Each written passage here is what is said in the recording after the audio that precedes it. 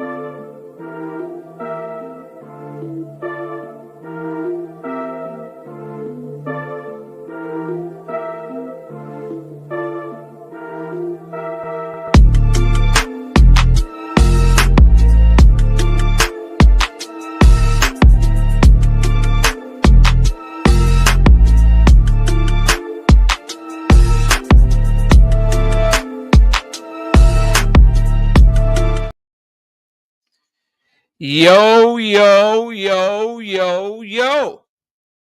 What's going on with y'all, man? It's your boy KO. It's your boy Knockout. KO 86. Knockout 86. Whatever you want, call me. I'm here. I'm live. We back. And welcome to another episode of Knockout Boxing 86 TV. And boy, do we have a good one for you today. So be sure to put your seatbelt on when you hop in my car. Hit that like button. I ask that you donate to the channel in that super chat. Hit that Cash App to donate to the channel. Show your support for the hard work and dedication. I also would like to invite you to become a member to the channel. Our channel members get access to exclusive content every single week here on Knockout Boxing 86 TV. We got our first super chatter today. My dog, Trap Band 337. Two of them things. 2-piece. No biscuit in the super chat. He said absolutely nothing. Just showing love to the channel. Y'all give me a second. I got to turn my fan on.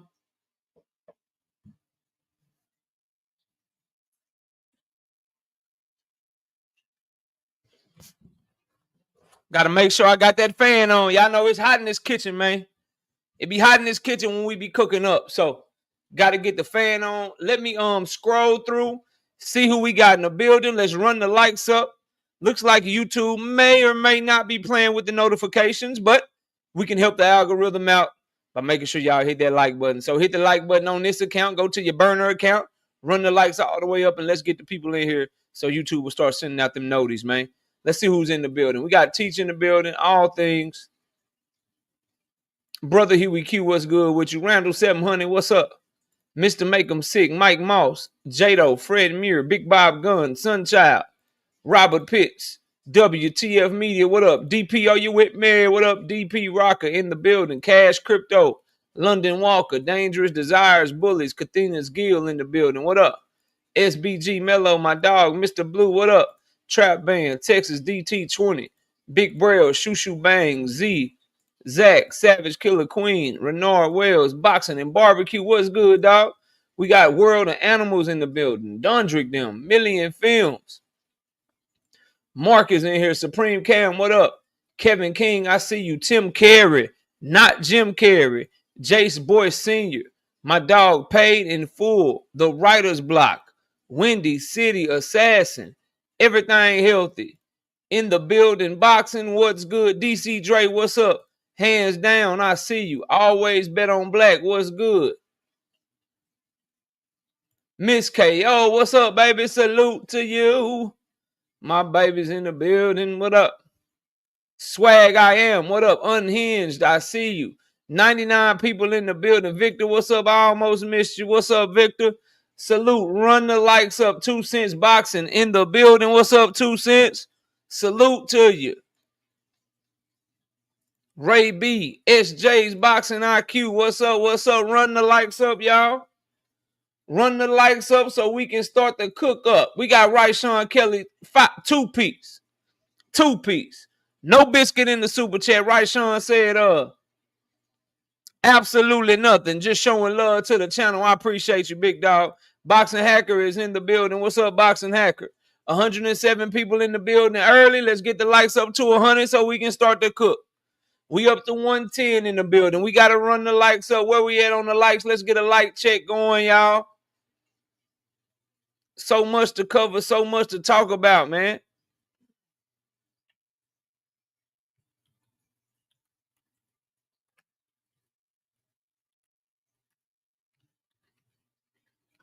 So much to talk about. Let me pull this up right here. Boom. We're going to do that one. Trying to get the order to the topics today, y'all. Trying to make sure we get the order right. Y'all know I'm very specific. Very specific.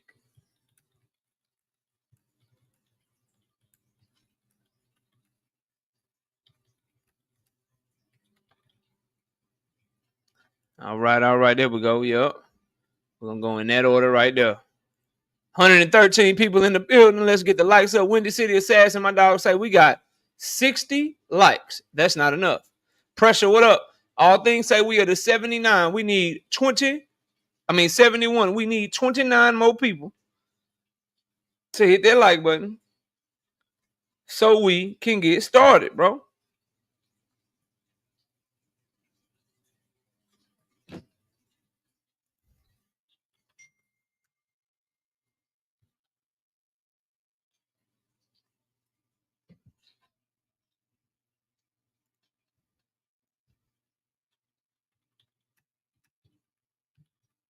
Multitask. All right, there we go. I think that's the last one I need to go. Nah, it's another one. Boy, I got so many. Y'all don't have any idea how many dang on topics we got today, bro.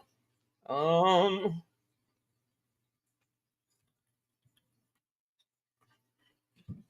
right, there we go. There we go.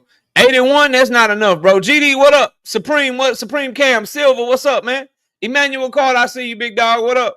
81 like. We just need 19 people to kindly hit that like button.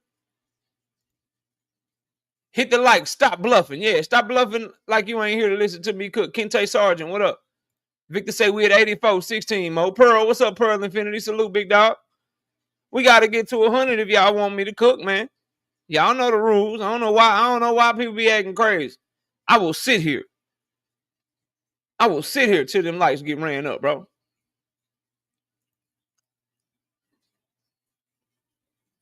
Two people left like, I ain't hitting the like button. Well, forget you too, bro. Forget you too, bro. It's 117 of y'all. Some of y'all forgot, man. Hit them likes, bro. E-Double say we up to 90. That's cool. We need 10 more. E-Double, what's good? Hit that like before the show even start. That is the protocol. Should be the protocol, bro. Bloodline PSAV, what up? Mike Ron, what up? Victor say we at 99. See, y'all just be forgetting. Y'all need some help. That's all. One more person hit the like. We rocking. Oh, no, Victor, you playing with me. 90, not 99. Victor, the 0 and the 9 don't look alike. Put your glasses on. Victor is like 133 years old. Put your glasses on, Victor. Preacher Victor. Pastor Victor. The 9 and the 0 don't even look the same. And if you own your keypad, the 0's on a completely different row. What's wrong with you, man? Trey Skills, what up? It's a 9, not a 7. Oh, man. Hit that camera, KO. We at 100. All right, let's go, bro. Let's get to the cook, bro. First and foremost on the agenda, couple of fights I want to talk to y'all about. So after being ducked by Diego Pacheco, bro, Mbile and Pacheco were supposed to have a title eliminator fight to become the mandatory for one of Canelo Alvarez's titles. And this damn Pacheco said, nope, I do not want none of Christian Mbile. So Pacheco pulled out, and he instead, I believe, is fighting the dude that Caleb Plant beat up, McCormick Gravy. McDaniel, what's his dude name, bro? This nigga name Caleb Plant fought McCormick Gravy, the mustache. What's this nigga name, bro? Caleb Plant. Dunbeebe. What's his goddamn name? McCormick. There we go. Yeah, Gumby McCombie, bro. So Pacheco pulled out of a title eliminator and is not going to be fighting Christian Mbile, but Matajaz Oblige Suleki is stepping in to fight Mbile. And so Mbile will still have his title eliminator, but he will be fighting against Suleki. Mbile, good action fighter, pressure fighter, throws a ton of punches, in great shape. Just got some holes in his defense. So we'll see as a pressure fighter how he does when he starts getting hit by better boxers. They can take his power better because they too are at the top level. Another announcement, man. This Dubois Chisora fight looks like it's about to happen. I can't think of a worse mandatory in boxing history than Derek Chisora, bro. I myself cannot think of a worse mandatory heavyweight challenger in history than Derek Chisora. Derek Chisora got like 23 losses. The man has 32 losses. The man has 47 losses, bro. And they're letting him fight Daniel Dubois.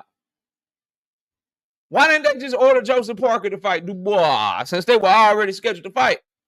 This got set up, written all over to make sure that Dubois and goddamn Usyk get to the rematch, bro. I'm telling y'all right now, this is trash. We're going to be talking about some sanctioning bodies for a lot of this show today because of how scandalous they are moving, how trash they are moving, how garbage they are. But to make Derek Chisora, bro, glad you're off work, Kevin House. We working, bro. I got you. Derek Chisora and 153 people in the building. Let's get the likes up to 125. We got to help the algorithm. The algorithm bullshitting today. 160 in the building. Let's get the likes to 125, man. Let's keep it going, bro. We got to be our own. We got to be our own goddamn notification bell, bro. We got to be our own notification bell around here. The notifications is tripping. Run them likes all the way up, bro. Let's make sure the likes is coming. Now, this is a fight that didn't nobody ask for. Don't nobody want. And quite frankly, I'm scared for Chisora in this fight. I'm scared of Chisora in this fight, for him in this fight, bro. Damn near 62 years old. You know what I mean? He just turned 73. Okay? The man will be 85 years old by the time of this fight, going against a young, hungry champion that seems to be getting better and better with every fight that he's fought so far. Meanwhile, Joseph Parker is getting hosed out of an opportunity, bro. After beating Deontay Wilder, after upsetting Zhang Li, he just knocked out Boogeyman Martin Bacoli, albeit on short notice. Come on, bro. What, like Joseph Parker out here with the resume of all resumes right now. Get a man an opportunity, bro. But that's looking like it's coming to fruition. Thank you to the IBF. And that's like, stop. People should stop saying that the IBF is better than all the other sanctioning bodies. If you really look at what the IBF be doing, they don't be moving no better, bro. The IBF does not move any better than any other sanctioning bodies that people try to act like be moving all horrible. Oh, I hate the WBO. I hate the WBC. I hate the WBA. The IBF is the only one that calls a mandatory like they supposed to. Well, you know what they also do? They call mandatories when they're not supposed to, too. But people try to get him a pass. You know what they also do? They will put your ass in the ranking system, and they rankings go to the highest bidder like everybody else. Like everybody else. Let me see something. I just want to take a gander at something. I'm guessing Derek Chisora has probably lost at least 6 of his last 8 fights. Just off the top of my head. Let me see something. I could be wrong. But I don't remember him winning for a long goddamn time. Derek Chisora. Let's see what you're looking like. 41 years old.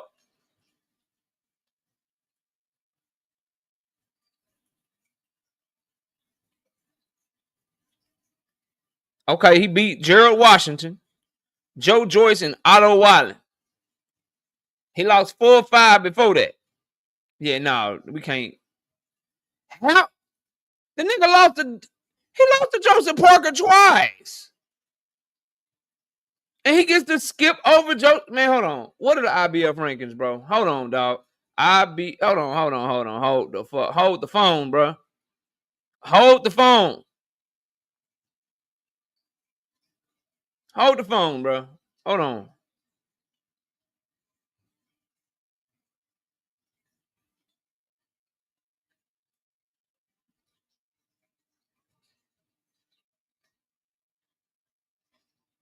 They got Derek Chisora rated over F.A. Ajagba, Frank Sanchez, Anthony Joshua, Philip Hergovich, Justice Hooney, Moses Atwama, Michael Hunter, Martin Bacoli, Jared Anderson, Richard Torres, Bakadir Jalilov, Peter Kadaru, and Guido Vianello. They don't even have Joseph Parker fucking ranked, bro. And y'all want to hear something crazy? Hold on. Get this shit out of my face, bro.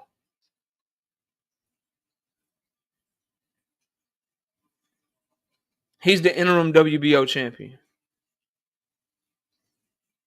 Yo, that's crazy.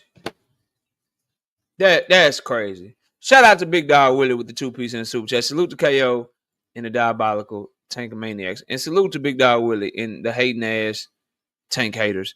LeBron Jones and John Wick, what up? We're just talking about the fact that Derek Chisora is going to get a goddamn title shot against Daniel Dubois before Joseph Parker.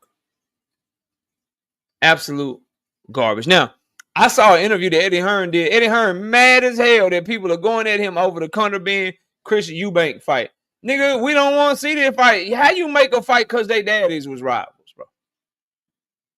These boys is 3-4 weight classes apart. This shit is every bit of a circus that Canelo and Terrence Crawford is, but at least Canelo and Terrence Crawford are good. This is every bit, not me, what up? This is every bit Johnny Spears, what up? This is every bit the trash ass circus, moving up too many weight classes. Somebody, you know what I mean? Both of them should be fighting other people ass fight. This is way worse than Canelo and Crawford because at least you feel like Bud is a badass man. You know what I'm saying? He can fight his ass off. You can't count him out even though you'd have to favor Canelo. And you know he can really fucking fight. But you got Conor Benn coming up to 157. Eubank never fought below 160. He got to come down to 157, and they putting a rehydration clause on him. And they putting the hydration. So this boy got to come all the way down. And man, they trying to line Eubank up. I hope Eubank whoop Conor Benn ass. And then feed him some sunny side up eggs, some scrambled eggs, a boiled egg, a poached egg, an egg biscuit, egg salad, deviled eggs, bacon, egg, and cheese, sausage, egg, and cheese, egg burrito, egg taquito. I just hope he just beat his ass, bro. Real talk. But Eddie, you can't get mad. You put on bullshit fights all the time. This a bullshit fight, Eddie. Mad people calling him a snake oil salesman. He is a snake oil salesman. You trying to convince us that because Conor Benn and Conor Benn daddy and Chris Eubank daddy was good, you trying to convince us that they good and shit. And that this is a fight we should pay for. This is a fight that people should want to see. That's why Turkey came over there and fucked your whole company up. Nostalgia Life. Quick, what's up with y'all? Quick, what up? Mad, because people calling you a snake oil salesman. Didn't nobody ask for this. Why won't you feed Conor Benn the Boots then? We gotta watch Boots fight Garcia. We won't watch him beat up Conor. We won't watch him beat up Conor, bro. Nah, you won't let Conor Benn fight a motherfucker in your stable in his weight class. You trying to hide him so much, you trying to move him around up to motherfucking Chris Eubank Jr. Didn't get mad because don't nobody like the fight. And who is Chris Eubank Jr.? Who's negotiating the fight for Eubanks? You let them do to you what niggas was trying, what Canelo was trying to do to Badu Jack. Canelo tried to make Badu Jack come down like 10, 15 pounds below the weight limit to try to get a cruiserweight title and tried to have that nigga have a rehydration clause. He was trying to fight a skeleton out this bitch. That's exactly what Conor Benn is doing. You know how dirty it is? That's why the reason I'm rooting for Eubank, in case y'all know, because I ain't a fan of neither one of them. But when Conor Benn cheated and he popped dirty for them eggs and shit that he claimed he ate, right? He popped dirty, bro. And it was for the Chris Eubanks fight. And he had the same stipulation. So this dude was drug cheating, trying to make a motherfucker fight at a catch weight, and putting a rehydration clause on him, dog. And he had this shit where you can't deny it. He had the shit that women take to try to get pregnant in his system. He had the shit that women take that's trying to get pregnant and shit. Like progesterone or some shit. Prednisone. It was he had some shit that's not even supposed to be in a man's system in his shit. You know it wasn't no excuse for that. At least Ryan's shit was trace amounts. This nigga Conor Benn was like just, bro, he had all the feminine shit, bro.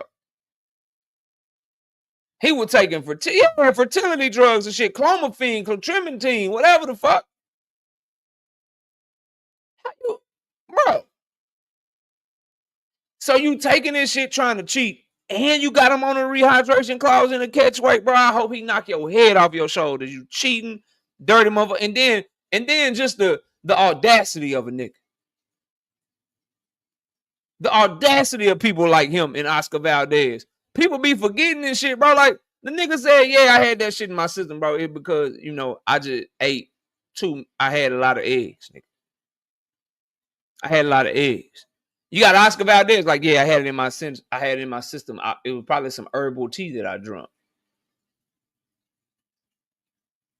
Some herbal tea that I drunk and shit. Boxing just be forgiving them niggas, man. Boxing just be letting them make it and shit, dog. Hell no, bro. I'm glad people don't edit her helmet over this trash ass fight. Bring Conor Benn back to America and let him fight. Let his ass fight.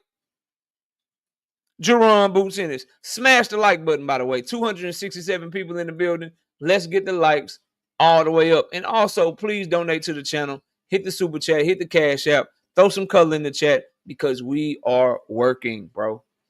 We are working over here. Working hard, too. So show your support. Now, moving on. And where are we at on the likes? We're 260 in here. Can we get to 200, please? 130 is not enough, bro. Dog 215, what up? Get like Key, what up? Yo, we got 130 likes. Can we get to 200, please?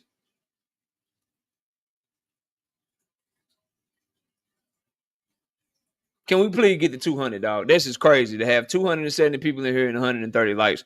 Let's at least get to 200, man. And this should be quick, too. We up to a 155. It should be quick. That means like 100 of y'all forgot. Danetta 27, what up?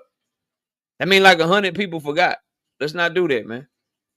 And don't forget, we got the birthday stream tomorrow. Y'all pull up and support your boy. We got a birthday stream tomorrow. We're going to be doing our thing. Yep, I saw that. 100% saw that. Melvin There podcast, what up? It's going to be a good little scrap between those two. Victor says we up to 130. Fire Flame, what up? Hit the like button. We're trying to get the likes up to 200 so we can keep cooking. I'm ready to get to the next topic. 172, William Old School, what up? 172, we need 28 people to hit the like button one time.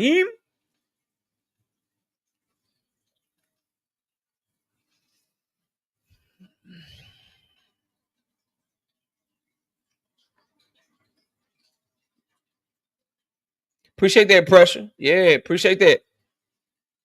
Appreciate that, man. 180. We just need 20 people one time, bro. Then we can get back to it. Kiro Black, what's good, homie? Marshawn said Ben should have slid down to a Diddy party. Take that on birth control. Yeah, bro. You taking shit to try to stop yourself from getting pregnant, talking about I ain't cheating, man. I think it's a hormone blocker or some shit. Somebody correct me if I'm wrong, but that shit's supposed to block hormones. So when you go to take the test, that shit you don't pop. So cheating ass out of here, bro. Cornelius, what's up, man? 275 in the building. Can we please get the 200 likes, man? Smash that like button, hit that cash app, hit that super chat. We working. We are working. L&L Sports Commentary, what's up? Trying to transition. Yeah, you trying to do your Caitlyn Jenner shit. Randall, what up, Randall? Trying to do your Caitlyn Jenner shit. Get the fuck out of my face. We need 14 people to hit the like button, then we back at it, y'all. 14 people hit the like button, we back at it, back working. Appreciate that, Fire Flame. Tay what up, homie? There you go, Tay Yeah, some shit like that. Yeah, I know it was something to do some shit to try to fuck with his hormones and shit. Yeah, we ain't rocking with Conor Benn in this one, bro. Beat his ass, Chris Eubanks. I'm rooting for you. Now, that don't mean I'm picking Chris Eubanks, but I am rooting for that mofo. 191, we just need 9 people to hit that like. 9 people to hit that like, yo. 9 people to hit that like, yo. Watch me jab. Watch me feint. Watch me jab, and watch me feint. I'm a step back. I can't throw the left hand. I'm a step back. I can't throw the left hand. Because I got that oil money. That oil money. Hey. Because I got that oil money. That oil money. Hey. I don't care about what it costs. I don't care about loss. I pay anything. Because I'm the boss. Yeah. Because I got that oil money. Because I got that oil money. Because I got that. Because I got that. Because I got that oil money. Yeah. Shout out Turkey Ala Sheik. Oil money. You can find it on iTunes and shit, man. You can find it on iTunes and shit, man. Oil money, man. You know what I mean? Oil money featuring Knockout Boxing featuring KO. Oil money. B Moore's Finest was good, man. Yeah. Are we at 200 yet? One more? I bet. Juke, what up, Juke? See, I told y'all, man, notifications tripping. Notice how y'all start hitting the like button. People start coming in. I don't just be making shit up, man. Nelly the Don, what up? Shout out All Things with the 2-piece. No Biscuit in the super chat. They already did Bella Faith. They gave him an extension. If that Tank and Loma fight is happening, assuming Tank Davis get by I'm predicting it, Aaron. It's assuming that Tank Davis get by Lamont Roach. When Loma come back, they gonna allow him to keep that belt if he fighting Tank. For sure. They need that. They want that they want some of that Tank money. Golden Child, yes. I mean, it has no choice but to be postponed. Putting 2 to 2 together. It's April 23rd, bro. If the fight was on June 21st, that shit would have been got announced. You need more than 2. You need at least 2 months minimum to promote the fight. We're going to talk about that, though. We're going to get there, though, bro. All right, moving on, dog. Boots, Ryan Garcia, and the WBA. Devin Haney fans, look, I don't think this is going to happen. But y'all know I like to predict y'all's behavior and shit. I love to predict y'all's behavior. Let me simply say, what's going on with the WBA is they're ordering. So they made Jerron Boots Ennis the Super WBA champion. And then they're ordering him to fight Garcia, who was on his undercard, who's also a matchroom fighter. So that fight will be easy to make. What up, KQKC? What's good? I'm in the middle of my show talking about drop some link, man. What's up? Only because it's you, man. Coming here interrupting my show. What, bro? What? That's only for KQ. Come on up here, man. I'm trying to get to the boots and shit. I'm gonna give you your own title. KQ interrupts my damn show. Come on now, KQ. Come on up here. There you go. Yeah, you get your own segment. There you go. What's up, man? Okay, hold on. Let me mute your ass. Okay. Okay, How look you gonna here. mute me on my Shout out shit? there. No, I had to mute the other side, brother. Okay. Oh, okay. Man, listen. Okay, I just want to say shout out to everybody today. All right. This is KQKC Boxing Network. Look here. This is the birthday week of my boy, KO, Yes, Knockout it is. Boxing 86 TV. I Yes, want it y'all is. to show him some love all week long. All right. He been working hard since day one. And y'all know he has.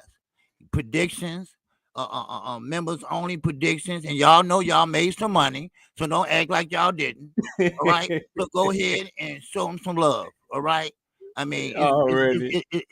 it's a big blessing to be another year. Coming Yeah, it from is. Chicago, man, it's very rare you see people make another year. So I'm telling you right now, show them some love. All right, hit the Cash App. All right, and hit the super chat if you can't do that. All right, so just show Appreciate him that, some love. man. All right. He's been a good friend and a good partner on Sunday mornings, and I think he deserved it. All right. So that's all I had to say, brother. Y'all have a good show. Appreciate that, KC Boxing Network. Y'all go subscribe to his channel. Shout out to KQ, man. Salute to my homie. All right, in the OG. Let me fix this real quick. Let's put that right back right there. And let me go right here. All right, so Boots, Ryan Garcia, and the WBA. Listen, bro. Shout out to my dog LL Sports Commentary with KC with the 2-piece in the Super Chat. He says, happy B-Day, champ KO. Appreciate that, bro. Yeah, we got the birthday stream tomorrow. We're going to have fun, man. I appreciate y'all's support. We got Marquis with the 2-piece in the Super Chat. Countdown begins. Yeah, man. Yeah, man. We working. All right, so clip form. I appreciate you. Now, so first of all, Boots, the WBA is so full of in so many regards. So Boots Ennis and Garcia. Boots is elevated to Super WBA champion. And Garcia is mandatory. Appreciate that bloodline PSAV. Now, Ryan Garcia versus Rolly Romero. Ryan Garcia versus Rolly Romero is made a WBA regular title fight. And they're ordering the two winners to fight each other. Now, let me say this. I don't think Ryan is going to fight Boots Ennis instead of Devin Haney. But if somehow that stuff happens and he fights Boots and not Devin, let me tell y'all something. It is impossible to duck Devin Haney by fighting Jerron Boots Ennis. Let's go ahead and kill that shit before it starts. Let's tell the truth. Jerron Boots Ennis is way better than Devin. Okay? Way better. It's not even close. Okay? You hear me? Now, so if he does end up fighting Jerron Boots Ennis, and I hear one fucking narrative that Ryan Garcia ducked Devin Haney by fighting Jerron Boots Ennis, I'm taking your wrench and I'm kicking you out my shit. Dead ass serious, bro. So I want to start there. But what I'm being told is that this order is good and for like next year. So they gonna order it, but ain't nobody gonna get stripped. Ryan and stuff is already done to fight or whatever. And they good. Man, I might have to have KQ start coming up here all the time and saying what he said. God dang, that came quick. Shout out Trey Skills with the 2-piece in the Super Chat. He said, absolutely nothing. He just showing love to the channel. Jazz Johnson with the 5-piece. No biscuit in the Super Chat. Jazz said, absolutely nothing. Just showing love to the channel. Marshawn West, 5 of them things. 5-piece. No biscuit in the Super Chat. She said, for cooking with the best season. Oh, you know, we got the Cajun seasoning. Lowry's, we use the Lowry's over here. Always got to use black pepper, but we use the coarse black pepper. If you don't use coarse black pepper, you can't cook. Argue with yourself. If you use that powdered shit, bro, and you don't use coarse black pepper, get out the kitchen. That go for man and woman. If you are using the powdered pepper shit, okay, and not the ground coarse black pepper, okay, get out the kitchen. Oh, we cooking with the best garlic powder, onion powder, you know what I mean? Smoked paprika. If you just using that regular paprika, get the fuck out of my face. Oh, we cooking with the best seasonings on the Boxing Talk and in the goddamn kitchen. Yes, we are. Yes, we are. Salute the Boxing Hacker with the 5-piece. No biscuit in the super chat. He said, happy birthday to you, Brother KO. Appreciate that, Boxing Hacker. We got my dog fight game. 20 piece. 20 piece. 20 of them things. 20 little twin. You hear me knocking. Let me in. Say it seems like there is not much integrity in boxing media, especially on YouTube. That's a fact. That shit breeds dumbass fans and is highly annoying. A la Boxing Hacker, Jackson Bros, NHA Lube, and many more. This show is needed for the integrity. Oh, speaking of integrity, let me go ahead and play this forward to you. Now that we know Tank and Lamont Roach is announced, I give it 24 to 48 hours before content creators out here, sources, start telling you that the fight is postponed because Tank Davis don't want to fight Lamont Roach. The fight is postponed because Tank Davis and Calvin Ford got into a fight and he's leaving Calvin Ford for good, and Calvin and Kenny will never be in this corner. The fight might be postponed to some because PBC is broke again and ain't got no money. And they lost $100 million on the Tank and Roach fight. You're going to start hearing those types of narratives, those types of stories tomorrow, sometime tomorrow. If you haven't already, I give it till the end of the week before that starts coming out. I wouldn't be shocked if one of my topics on my birthday stream tomorrow has to be to debunk some bullshit surrounding why Tank versus Lamont Roach was postponed. I'm predicting it here right the fuck now. Shout out to my dog, Victor. Shout out to my dog, Victor, with the 2-piece. No biscuit in super chat. I'll see you when you get here. Yes, sir. Shout out to Ray B. 2 of them things. 2-piece. No biscuit in the super chat. He said, happy birthday with the birthday hat. Tariq Coleman, 2-piece. No biscuit in the super chat says, happy birthday from the KO. Appreciate that, dog. Appreciate that, dog. Now, so there's that part. You cannot duck Devin Haney by fighting Jerome Boots in it. So let's start there. But now, let me get in my I told you so bag. Let me talk to you guys again. Emmanuel Pettigrew, what up? Let me talk to you guys again about how the takes continue to age like fine wine. But before I do, the Ryan Garcia, Rolly Romero shit. Why are we acting like this is news? Didn't I already tell y'all that Ryan Garcia versus Rolly Romero was gonna be for a title like months ago? Like, I guess people gotta wait for the WBA to actually say it or whatever. But we've been went over this, y'all. If we already went over this and you already knew because you follow Knockout Boxing 86 TV, put 100 in the chat because I could have sworn. Didn't I say this shit months ago that remember Ryan Garcia and Rolly's for a belt? It shouldn't be for a belt. Neither one of them fought at 147. Turkey's fucking with Ryan more than he's fucking with Devin because why would he let Ryan fight for a title and not Devin fight for a title? And he's making Ryan the main event and Ryan don't deserve to fight for a title. Haven't we already went over this already? So I don't know why it's new. Okay. But since everybody's finally caught up to it, we can go over it again. Yes, Ryan Garcia and Rolly should not be for a title. One's coming off of a no contest at 140. Neither one of them ever fought at 147. Rolly Romero got knocked out at 135, knocked out at 140, and now he's fighting for a title at 147. If Rolly wins, he'll be a 2-division champion. That would be some of the nastiest. He'd be the worst 2-division champion in the history of boxing. Okay? Now that we got that out the way, let's talk about how the WBA is, and let's talk about why I continue to be proven right when I tell you, mofos, that belts do not matter because the people who give them to you are corrupt and they don't have a standard and they make shit up as they go. One of the first things I said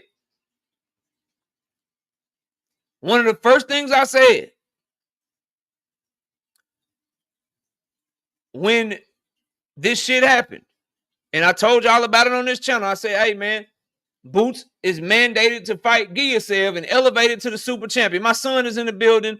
Rival Mirror Gaming. Go subscribe to his channel. What's up, son? Be sure to drop that link. Now, they said he's the super champion, but he got mandatory. Can y'all name me how many mandatories the Super WBA champion has had throughout the history of boxing? Because I could have sworn, somebody please correct me if I'm wrong, because I'm no historian. Crown Jewel is in the building. What's up, bro? I'm no historian, right? I'll be 39 years young on Sunday. You feel me? Like, I'm no historian. Nicole Matthews with the 2-piece in the super chat. She say, happy birthday. Appreciate that. Birthday is Sunday. Birthday stream is tomorrow, but I appreciate the early love, y'all. I really do. There go my son channel right there. Y'all go check out my young man. My little man. Go check him out, man. Go check him out over there.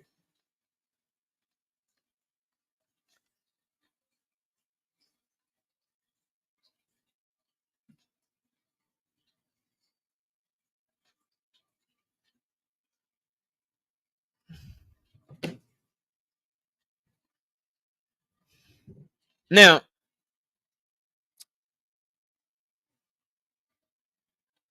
why they just get to change their rules whenever the hell they feel like it? They don't have to abide by them. So why would you put stock in something where they just change the rules like they changed the weather, bro?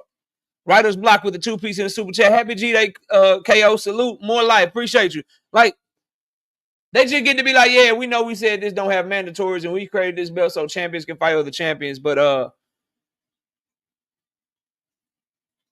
yeah, we're going to go ahead and give you a mandatory, bro. You're going to be the first champion in history to have a mandatory as a Super WBA champion. Nasty work, bro. This is why I say F them belts, bro. That's why I don't care about them. I trust my eyes. I trust my ability to analyze the sport, and I'm gonna decide who I think the best fighters are, and that's who I'm going to push for the fight, bro. Then they told you that they was getting rid of the regular belt, and now they got a regular belt for Ryan Garcia and Rolly Romero, bro.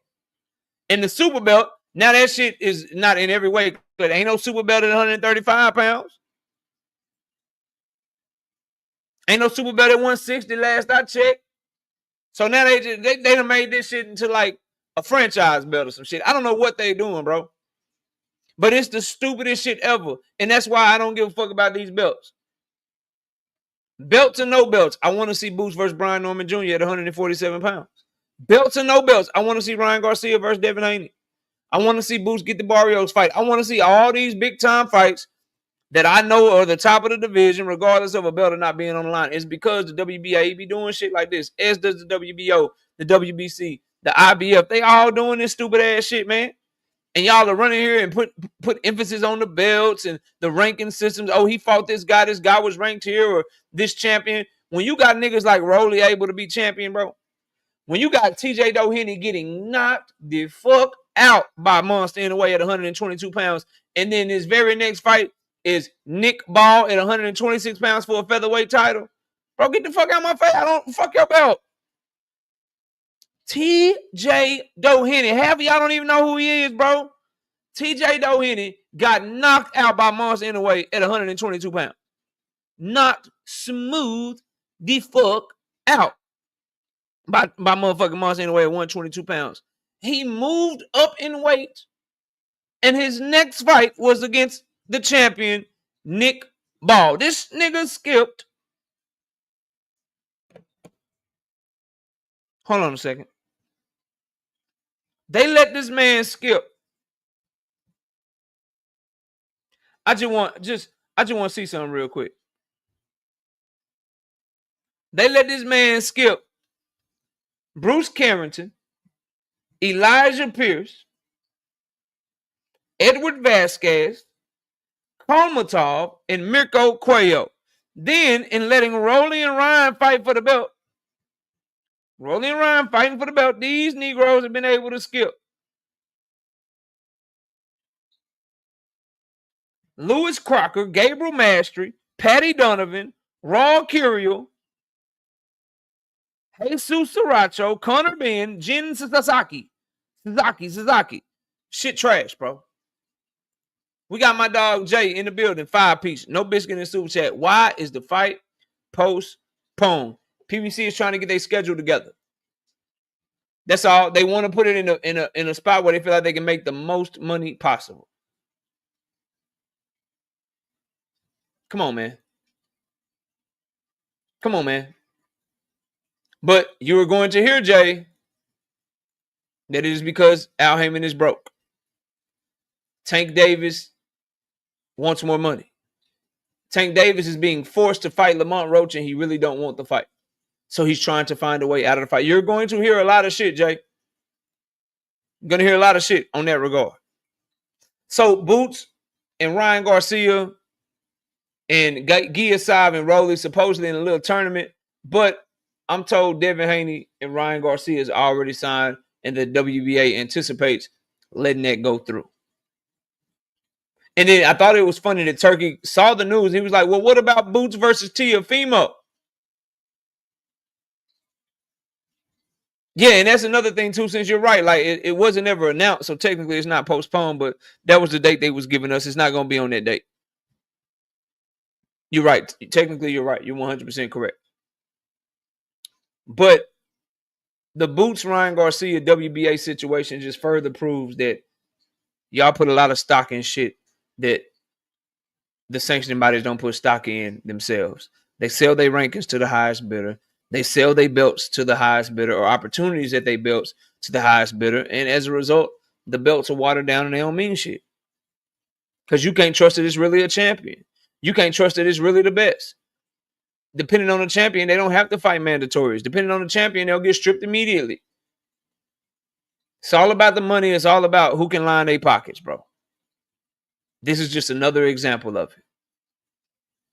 They found a way to say, you know what? If we reduce the belts, we only get this many sanctioning fees. But if we put a belt on the line for Ryan and Rolly, like they asking us to, if we put a belt on the line and make Boots defend against Garcia, then now we get sanctioning bodies from two big stars in the sport. I mean, we get sanctioning fees from two big stars in the sport of boxing.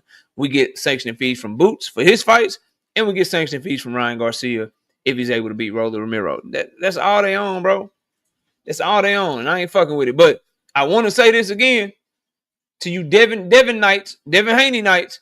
If for some reason they do stick with the order and they make Ryan Garcia decide to either drop his belt and fight Devin or keep his belt and fight Boots Ennis, and he chooses to fight Boots Ennis instead of Devin Haney, if any of you come into my chat saying that Ryan Garcia ducked Devin Haney to fight Jerron Boots Ennis, if you have a wrench, you will not have a wrench anymore and you will be blocked. If you don't have a wrench, I'm going to block you. Moral of the story is, I'm not letting you get away with stupid ass shit like that just because you like somebody, bro. You can't duck Devin Haney by fighting Jerron Boots. There isn't a single fighter at 147 that you can duck because you fought Boots Ennis, bro. That person doesn't exist. If Mario Barrio signs to fight somebody and says, nope, never mind, I'm fighting Jerron Boots Ennis, he did not duck that nigga. Because Jerron Boots Ennis is just a big ass whooping at 147. Like, you just know you getting your ass whooped. You just know you getting your ass whooped. Like, you know he's better than everybody at 147 and it's not close. So fuck that. You don't get to say that dumb shit. So bite your tongue. You know what I mean? Turn off the comments for a minute. Don't type shit. Listen to the show at a distance without your phone in your hand. Do something. Because I'm not allowing that stupid ass shit. Because y'all niggas do that shit all the time. Like, oh, Frank Martin duck Shakur. Nigga, he fighting Tank. The fuck? Shakur Stevenson pull out of Williams and Pater right now because he got the Tank fight. Nigga, you can't duck Williams and Pater to fight Tank. What the fuck? The fuck? Hams and Shiraz pull out the Berlanga fight because he got the Canelo fight. Nigga be like, he ducking. He ducked Berlanga. That nigga ducked Berlanga. He ducked Edgar Berlanga because he's fighting Canelo. Get the fuck out of my face. Yes, I did. 2 cents. We will be going over it today. Shout out to Jay. 20 of those things. 20 piece. Bob Santos gave a lot of insight on Tank. Oh, we are going to talk about it. I saw Shakur Stevenson's interview. I saw Bob Santos' interview. I saw Shakur Stevenson's interview with YSM as well. I saw Wally Moses talking about Shakur's better than Tank because of the amateurs. I saw everything. Dude is completely unbiased too. I just want to see the best fights happen. There's absolutely no reason why Tank versus Shakur shouldn't happen early in 2026. Kurt gonna be a free agent too. We're going to talk about all of that. I promise y'all we are getting there. Let's move on. Speaking of Shakur Stevenson. Shakur Stevenson in that interview, as we get ready to start covering this interview. As a matter of fact, do I want to do this yet? I want to. You know what? Yes, I'm gonna do this. I'm gonna do this, bro.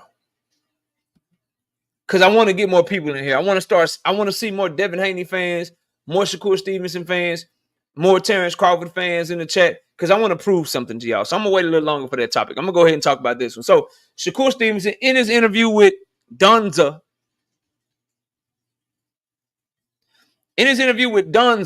Right? He says there were hurdles in making the Zepeda fight. And he gave himself, Turkey, Oscar, and Zepeda credit for making the fight happen. And he said he is going to put belt to ass on William Zepeda. I don't have a problem with the belt to ass shit. My commentary on Shakur Stevenson is always the same. You talk a real big game. You and your fans got a different definition of belt to ass than 99% of the population, because Shakur Stevenson and his 22 fans, bro. Shakur Stevenson and his 18 fans that come by the channel. Shakur Stevenson and his 8 fans that come by here. Him and his 4 fans that come by my channel. Y'all's definition of belt to ass or beating the shit out of somebody or he gonna whoop his ass or whatever, it's completely different from my definition. So I love the way he talking, bro. I'm gonna put belt to ass. Zepeda gonna pay for everything. This a mismatch. I'm gonna school him. I'm gonna do this. I'm gonna do that. Okay, bro. Okay, because I rarely see him live up to the shit that he say. If he promise he gonna stop a nigga, you might as well bet your house he not gonna stop the nigga that he promising he gonna stop. All I'm telling y'all is, okay, bro, you talking good, fam, but I've seen this before. And what do I tell y'all every time on this channel, bro? Show me. Like you ran out. You told me you're gonna beat Nakatila ass. You didn't beat his ass like you said you would.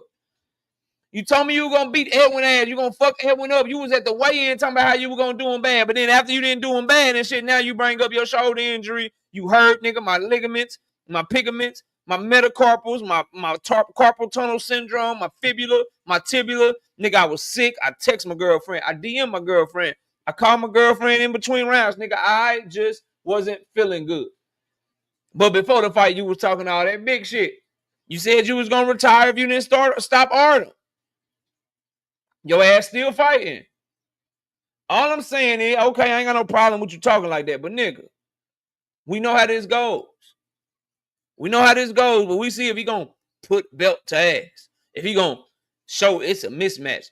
If Zepeda gonna pay for everything. Okay.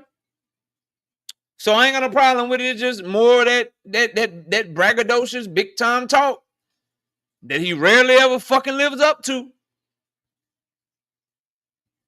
And then I gotta hear y'all niggas talk about, oh man, he won clearly, but he didn't beat his ass. Yes, he did. Did you see him land the jab? He landed the jab. Zepeda didn't do nothing. Zepeda punched at him. He made Zepeda miss by turning his back and running away and bouncing off the ropes, and he didn't throw a single punch. But did you see that pivot though, KO? KO, did you see that pivot, nigga? Nigga, did you see that pivot? The way he ducked under that punch and pivoted and didn't throw shit back. Oh, nigga, that was masterclass boxing. You just don't know boxing, KO. KO, you just don't know boxing. You don't even care about the sweet science. The way he stepped around and didn't throw a single fucking punch. I just want to see him whoop that dude ass, so y'all ain't in here making excuses for that nigga, is what I'm telling you. That's all. Now, this is sweet science, KO. Boxing is hit and don't get hit. I just want the nigga to hit a little bit more. Is that too much to ask? Shakur got the best plus minus, KO. He got the best plus minus in boxing, KO. He be making them niggas miss.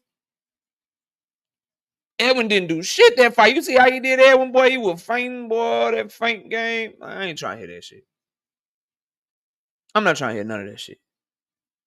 Show me. He do throw punches, Drew. Yep. If that motherfucker sparred you before, oh nigga. Shakur is fucking pretty boy.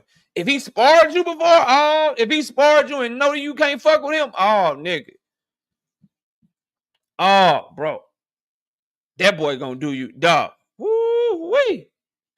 He gonna do you bad. Yeah, he'll throw them punches. But them 2 fights you talking about, he didn't know them niggas. So he was worried. But that part I ain't got no problem with. Let's talk about him saying there were hurdles to making the Zepeda fight. The problem I have with that is, what were the hurdles? The hurdles were Matchroom. The hurdles were cross-promotional. It's harder to make cross-promotional fights.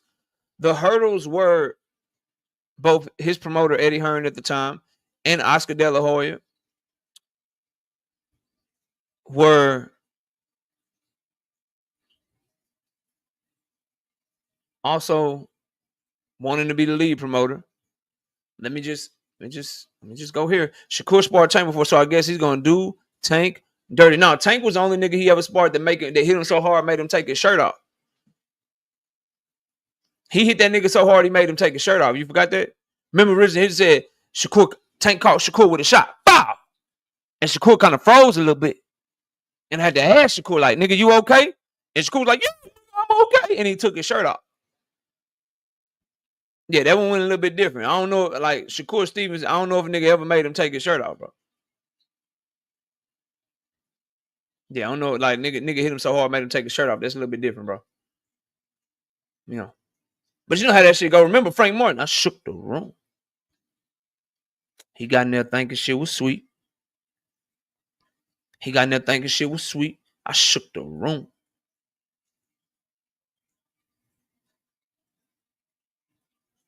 Sent that nigga straight to the dentist. Boxing and barbecue. Tank sent Shakur straight to the dentist. But you know, everybody whooped Tank ass in sparring and shit. That boy Frank Martin whooped Tank Davis ass in sparring, bro. Like, he got in there thinking shit was sweet. I caught him with the left hand. It was the brick hand. I caught him with the left hand. Bah! I shook the room.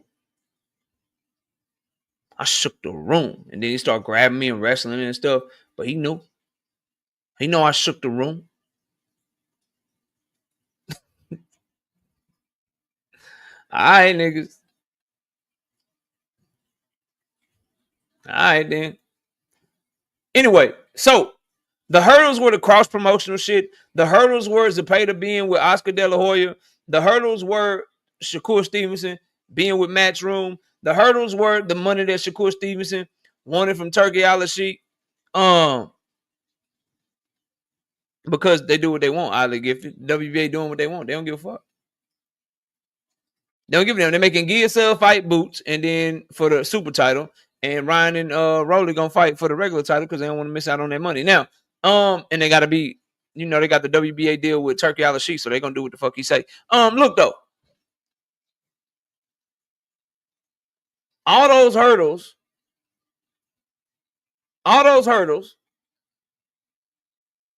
were hurdles that Shakur Stevenson put on the track.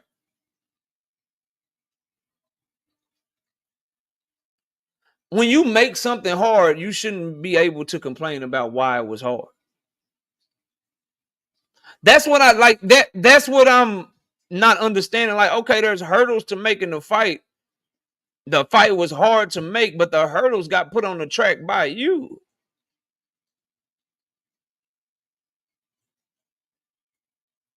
You put the hurdles on the track. You signed Eddie Hearn. Instead of doing what Oscar De La Hoya told you to do to get the fight, and then fast forward and you end up doing exactly what he told you to do damn near a year later. You put the hurdles in there when you didn't take Turkey first offer and you ended up cussing at him and being mad at him, and then you apologize to him. You did that, bro. You did that. So while we're happy that the fight is done, I don't like the victim shit. Like, oh, everybody's against me. Oh, did nobody want me to get this fight? Oh, everybody's ducking me. No, you keep making stupid ass decisions, bro. People like Shakur Stevenson, Devin Haney, And these guys that want to be free agents but don't generate revenue, you have to move differently, nigga. You may have to sign to somebody you don't want to sign to get a fight that you claim you want. You may have to take less money. You may have to be on an undercard to get the fights that you claim you want. When you don't generate revenue, this is what happens. You knew the nigga ducked you in 2023. Then his promoter says, yeah, I'm willing to make the fight, but nigga, I'm not going to make the fight. You signed to Eddie Hearn. I got the fighter. Come fuck with me. Oh, you don't have to go over there. You don't have to sign over there. You don't have to do that. Now Oscar De La Hoya is the lead promoter for the Shakur Stevenson Williams Zepeda fight. We could have been here. We could have been here already. Shout out to my dog, not me, with the 2-piece in the super chat. Happy 21st birthday, KO. May you live forever. I appreciate that. So I don't like when fighters try to play victim, and a lot of the shit that they own is shit that they caused.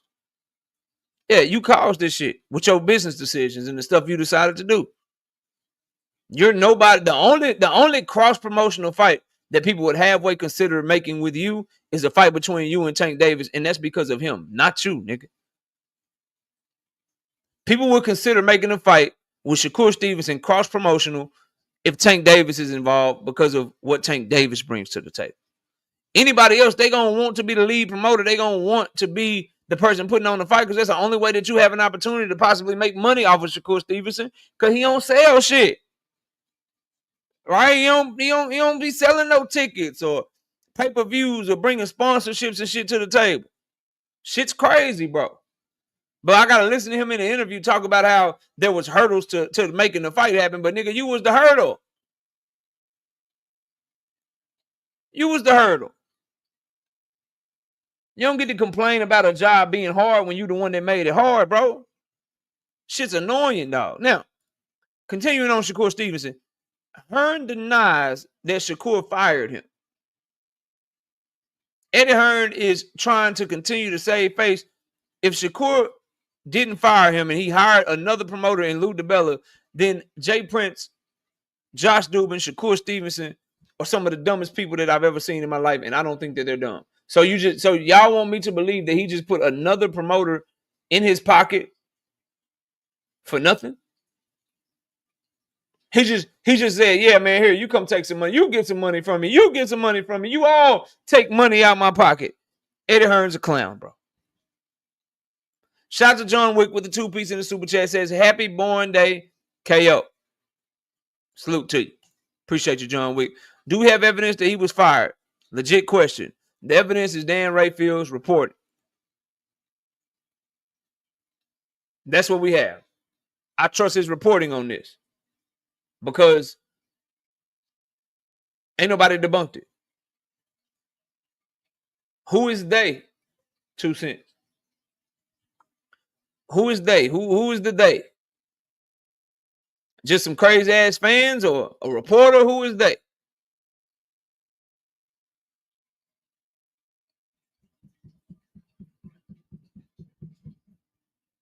His ass is fired.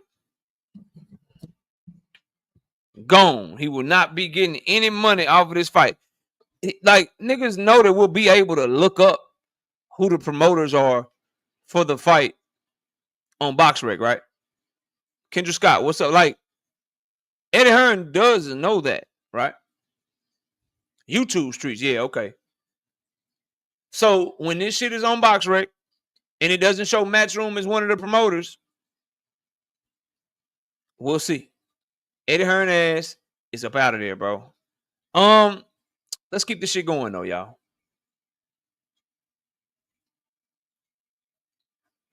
Tony T, that's what was said, but I was told that both parties were able to get out of it if the agreement wasn't working. That was worked into the contract. And Lou DiBella, Eddie wouldn't just let Shakur go to Lou DiBella, bro, if he still had him. Like, his management team would not do that to him. Forget what Eddie Hearn would let him do. Jay Prince and Josh Dubin wouldn't have somebody else in Shakur Stevenson's pocket. What need do they have for Shakur Stevenson to have 2 promoters?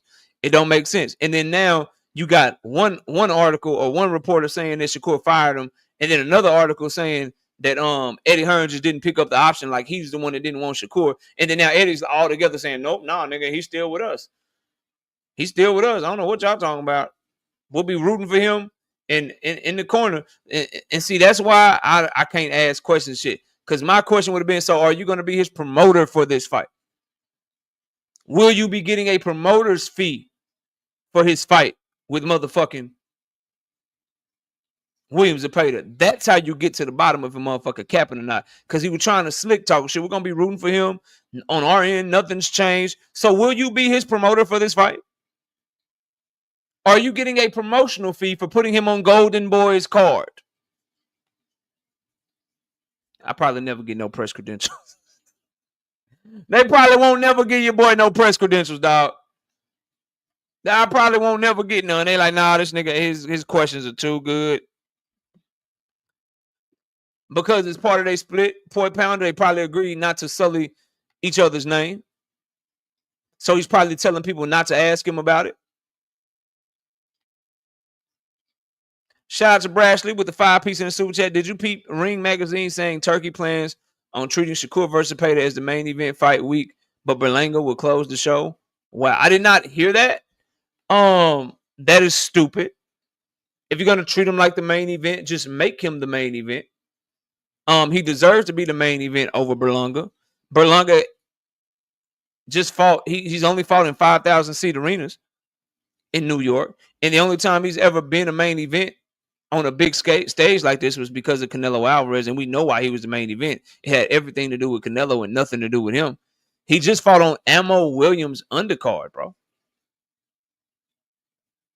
He just fought on Ammo Williams' undercard. Ammo Williams. I like Ammo.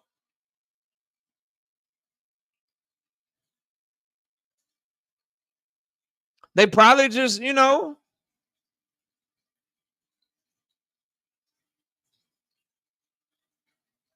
they probably just trying to placate Shakur because Shakur and them mad and shit behind the scenes, but that money come with something. Shouldn't have called them boys towel boys. Shouldn't have lashed out like that, nigga. We gonna make you apologize, and we gonna undercard your ass for a nigga that just fought somebody coming off a 10-year layoff on the undercard and another nigga that never fought in America before. Because I went and looked it up to make sure I wasn't tripping. Berlanga and Shiraz ain't never even fought over here. He ain't never even fought over here, bro.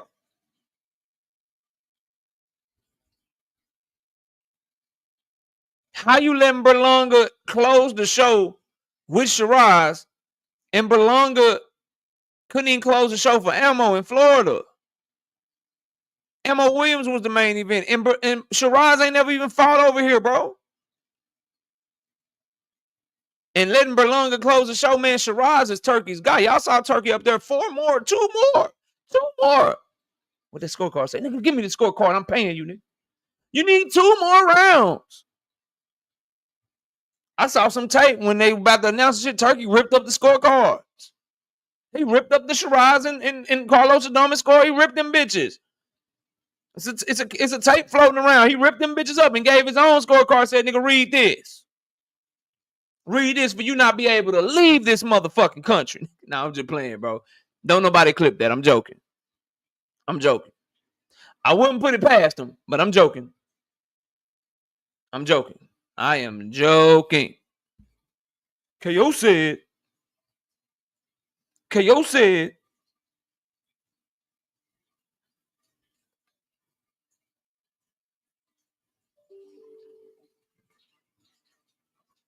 See what you gave me here. See what this link is you just put in the chat. It's loading up right now.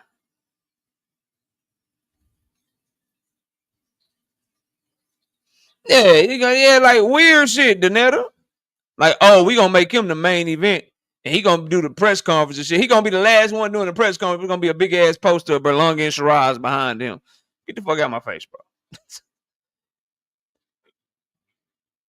Get the fuck out of my face, bro.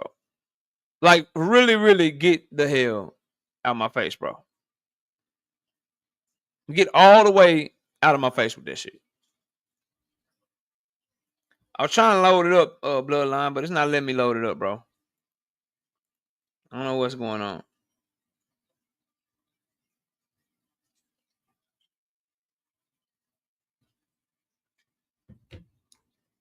All right, moving on, though, bro. Moving on. We off of that shit. I told y'all earlier in the show I was waiting for more people to get in here. I told y'all I was waiting for more people to get in here for a reason. And here's the reason. Right. Watch this. Y'all watch this.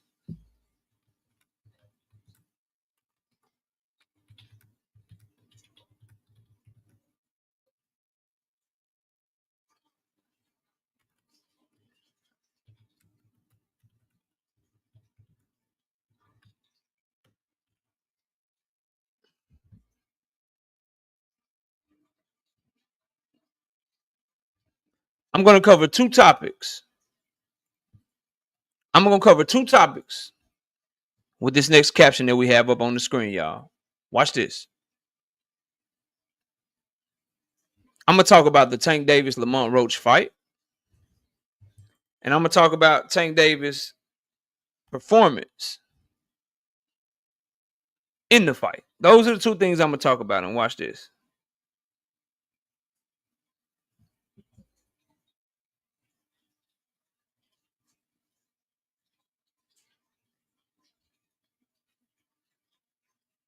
And if you're new here and you haven't subscribed, please go subscribe to the channel. And also go support my son's gaming channel. If you're into video games, I have his channel pinned to the chat.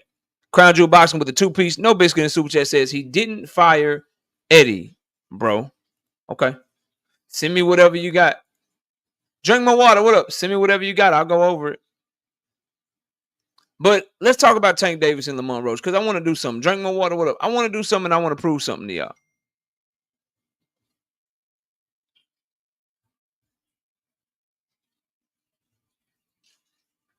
Big Block. What up?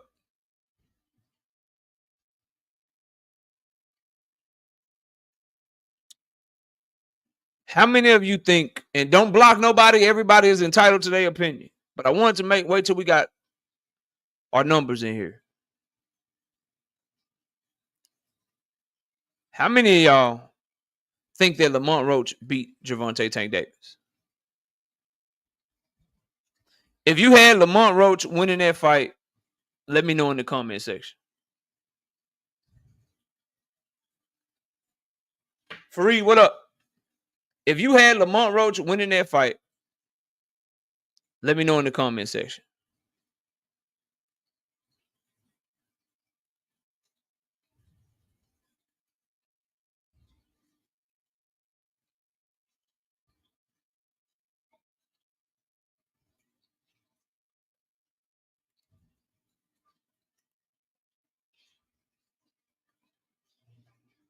Just give me a second.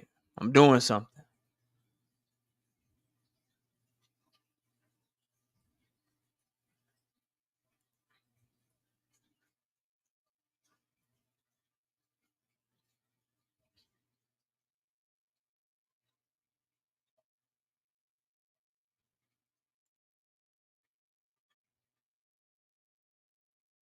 All right, I think that's enough for right now.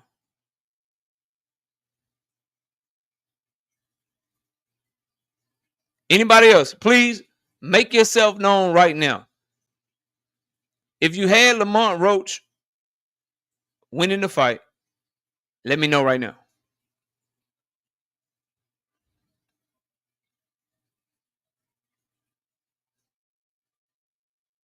Okay. Okay. All right.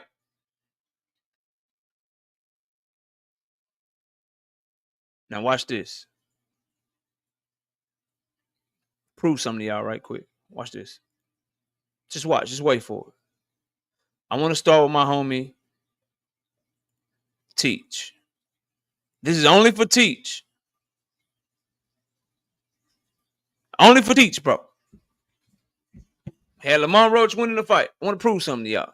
Because there's this narrative going on that most people felt like Lamont Roach won. Lamont Roach won the fight.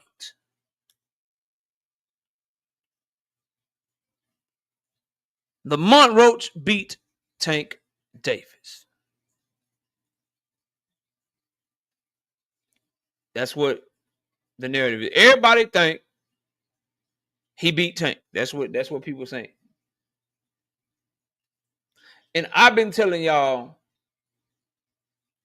the only people that are saying that are Tank Davis haters or people whose favorite fighter happen to be someone that's a huge Tank Davis rival. Let's put that theory to the test, shall we? Teach. Who is your favorite fighter? Only Teach. I'm going to get to the rest of all of y'all. And remember, y'all, I know the answer to most of these questions before you answer them. So try to lie to me if you want to. Teach's favorite fighter is Shakur Stevenson. Shakur Stevenson happens to be one of Tank Davis's biggest rivals. Let's go to Boxing Hacker, who also had Lamont Roach winning the fight. Boxing Hacker, who is your favorite fighter?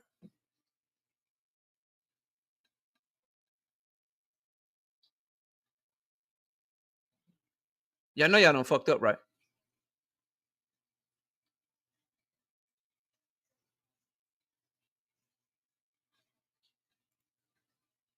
Boxing Hacker's favorite fighters are Devin Haney and Shakur Stevenson. Is Devin Haney a huge Tank Davis rival? Is Shakur Stevenson a huge Tank Davis rival? I got you, Crown Jewel. Let me get through this. Let's continue. let's keep it going. Let's go to my homie Jalen James. Let's go to my dog Jalen. My young homie Jalen James. Who is your favorite fighter?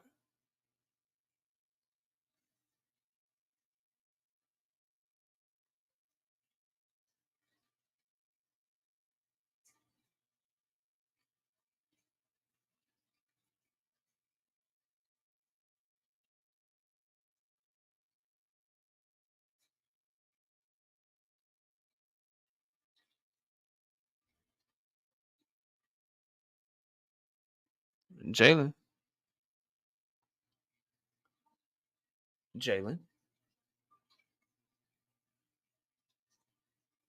So you're going to tell me that Devin Haney is not your favorite fighter?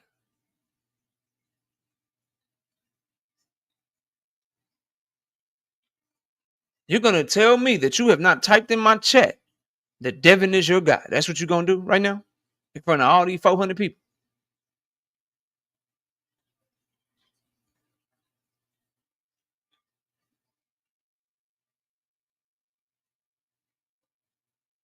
Okay. All right, bro. You live with that and you sit in there. Let's keep going. Let's keep going. Chris, I see you typing a lot. Can you tell the people who your favorite fighter is?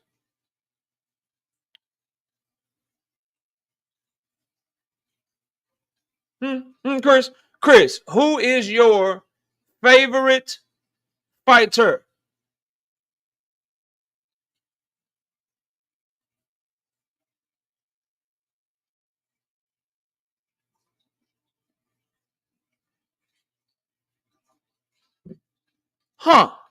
Terrence Crawford.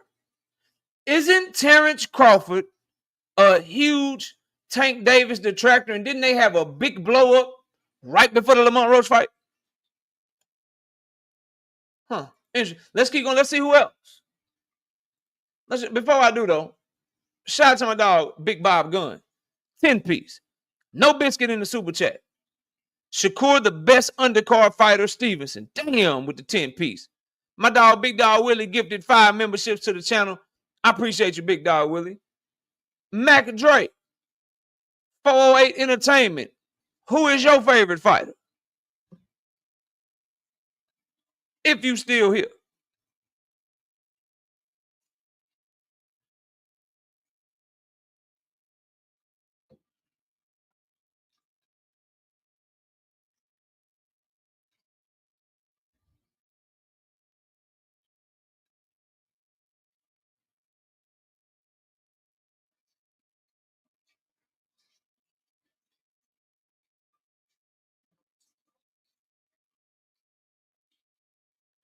Shout out to my dog, World of Animals. Cap Chris, I see a lot of Tank fans say they ain't mad at the draw.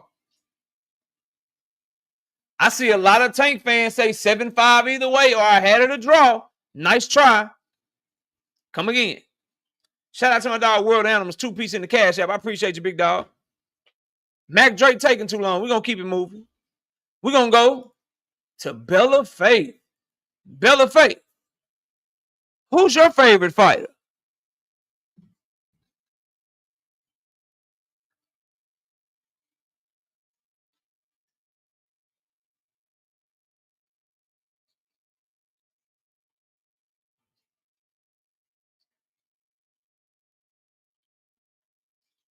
Bella, who's your favorite fighter?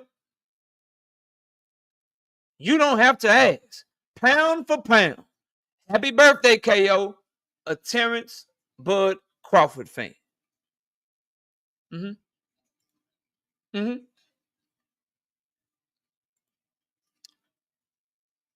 Mm-hmm.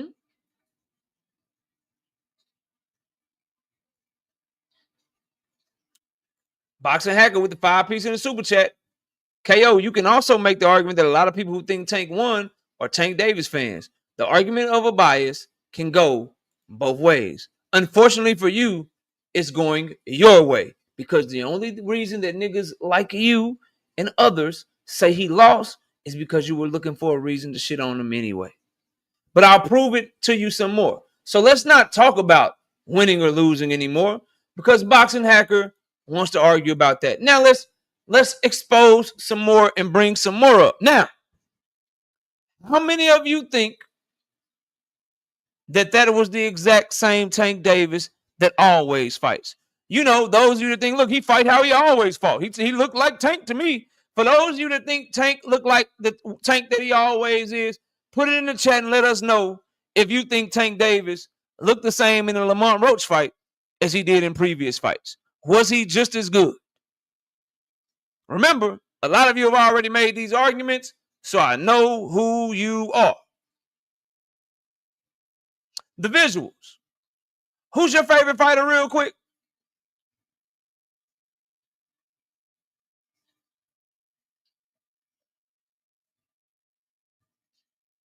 The visuals. Who's your favorite fighter real quick?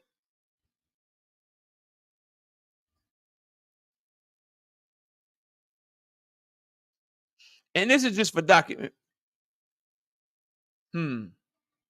Devin, East Oakland.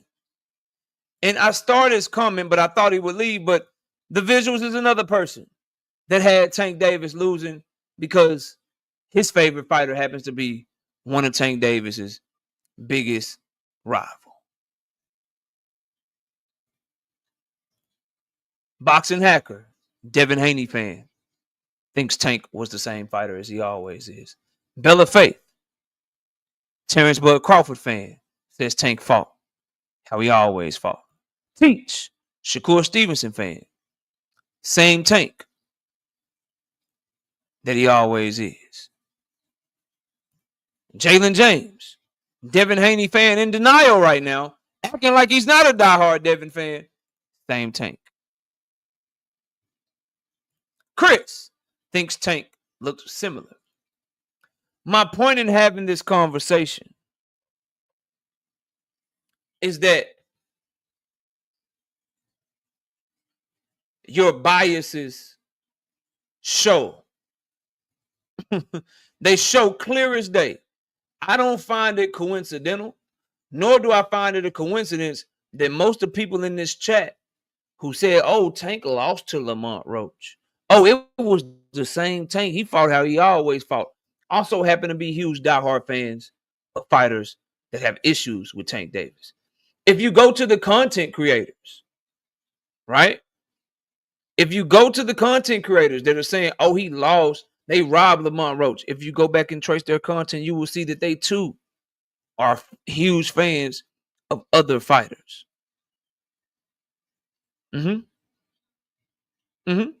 100%, bro.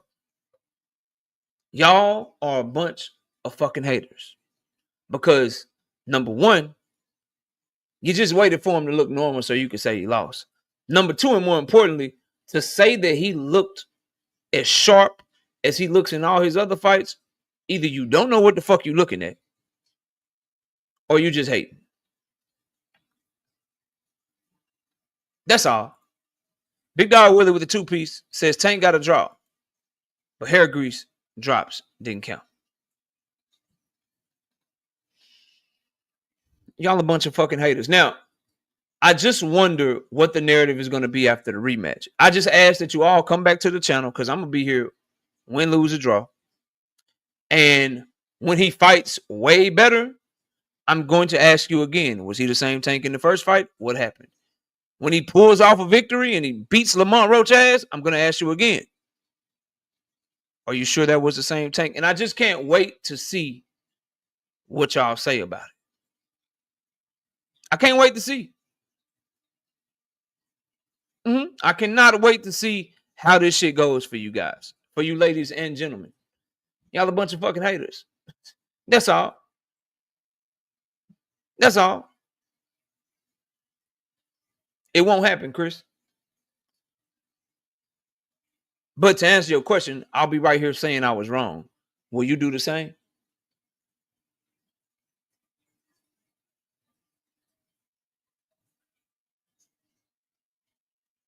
It's cool, boxing hacker. Will you be here after the fight?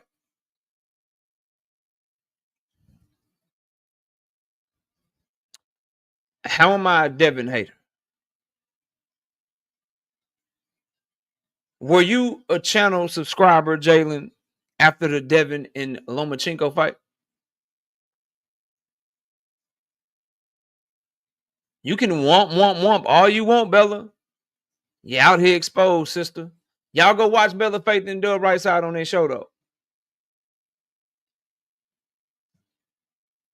Jalen, were you here?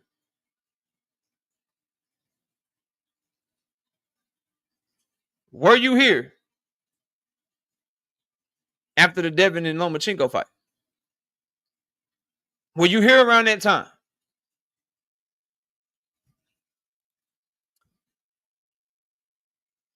Shout out to John Wick with the 2-piece. No biscuit and super chat. Hacker free basing. Sweet baby Ray's barbecue sauce. Kevin King with the 2-piece and super chat. Tank fought like he was fighting his friend, not him. I don't need special effects when all I need is the facts. Okay, you said yes. You were here. Bro, you can't name one fight that I didn't give Devin credit for. And when he had a close fight, I didn't say Lomachenko was robbed. I didn't say that Devin robbed Lomachenko. I said Devin the Dream Haney and Lomachenko was a close 7-5 fight either way. I myself scored it a draw, but I have no issue with Devin retaining his titles because the fight was that close. I don't move like y'all, bro. I don't do the shit that some of y'all do. Hands down with the 10-piece in the super chat. Happy birthday, KO. GTD for life. Baltimore the dumb way. Yeah.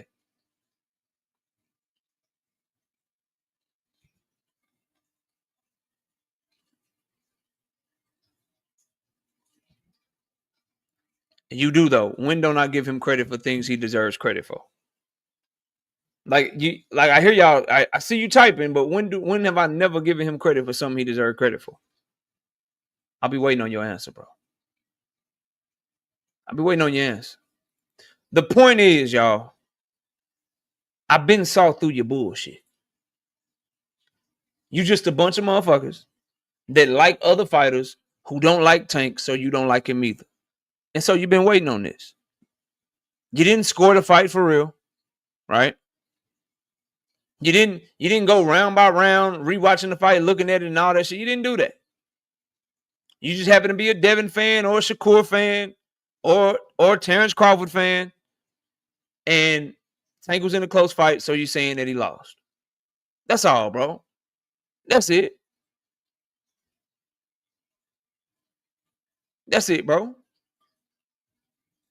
That's all y'all are, bro. And it's cool. Just admit it next time. Now, my birthday's Sunday, Pearl. It's all good. This is my birthday week. Birthday stream is tomorrow. You gave Lamont Roach rounds 1 and 2 where he didn't do shit. You capping. You gave him 9, 10, 11, and 12. You capping. 9 and 10 were tank rounds, bro. Lamont won 11 and 12, and you cannot give him 1 and 2. You capping, dog. You capping, fam. Shout out to Jup with the 20-piece in the super chat. In his last previous fights, Tank starts slow and don't bank rounds until the 4th round. Last fight, he started quicker by boxing, then stopped doing what worked and mixed it up with 0 feints or setups. How is that the same? It's not. It's not. No feints. No setups. Reaching in over his front foot. Putting a high guard on without setting anything up. Come on, bro. Come on. Being a one-handed fighter. Not throwing no right hooks. Not pawing at Lamont Roach's lead hand to get inside and take his lead hand away from him. None of that shit. That's okay. Y'all gonna see, though. Y'all will see soon enough, and I can't wait for the rematch. Now, Shakur Stevenson called out Tank. He called out Tank in this interview, and I would just ask Shakur Stevenson, cool, you do this all the time, you got a fight coming up. You'll be a free agent after this fight with Zepeda, and if you get by Zepeda, will you actually act on your words?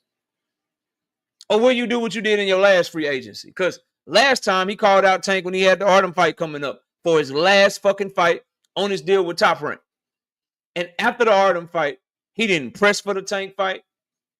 He didn't try to go sign the PBC. He didn't do nothing that it took to get the Tank fight. He went over the matchroom. So I hear him talking again. Oh, I want Tank. When I beat Tank, I ain't going to get credit, this, that, whatever. Are you going to try to go make the fight, bro? Are you going to go after what you claim you want? All right, Jalen, I'll catch you next time, bro.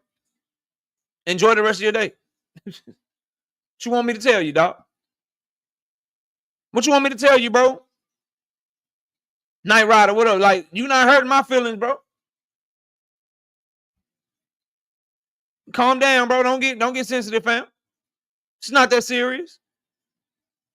It's not that serious. I ain't mean to pull the, I got to pull the curtain back on y'all sometime. I got to pull the curtain back on y'all sometimes. I'll be live tomorrow, bro. I hope to see you tomorrow, dog. You ain't got to announce to me that you're going to log out. Just log out, my nigga. Because that was kind of like attention craving. Like, oh, I want some attention. That was kind of in your feeling-ish type shit, bro. We just talking boxing, dog. It's not that serious. That's my opinion. I stand on it. You log out then, bro.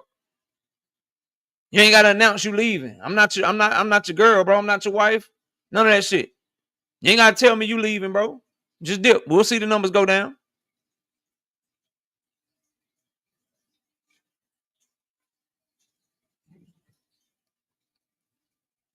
It's crazy, bro. That was weird, dog. Salute to Jalen, though. But Jalen, I was out of pocket, bro. That was out of pocket, fam. Really out of pocket. I appreciate your support. I rock with you. You know what I mean? You're a cool young man. I ain't got no issues with you, but it's a little weird, bro.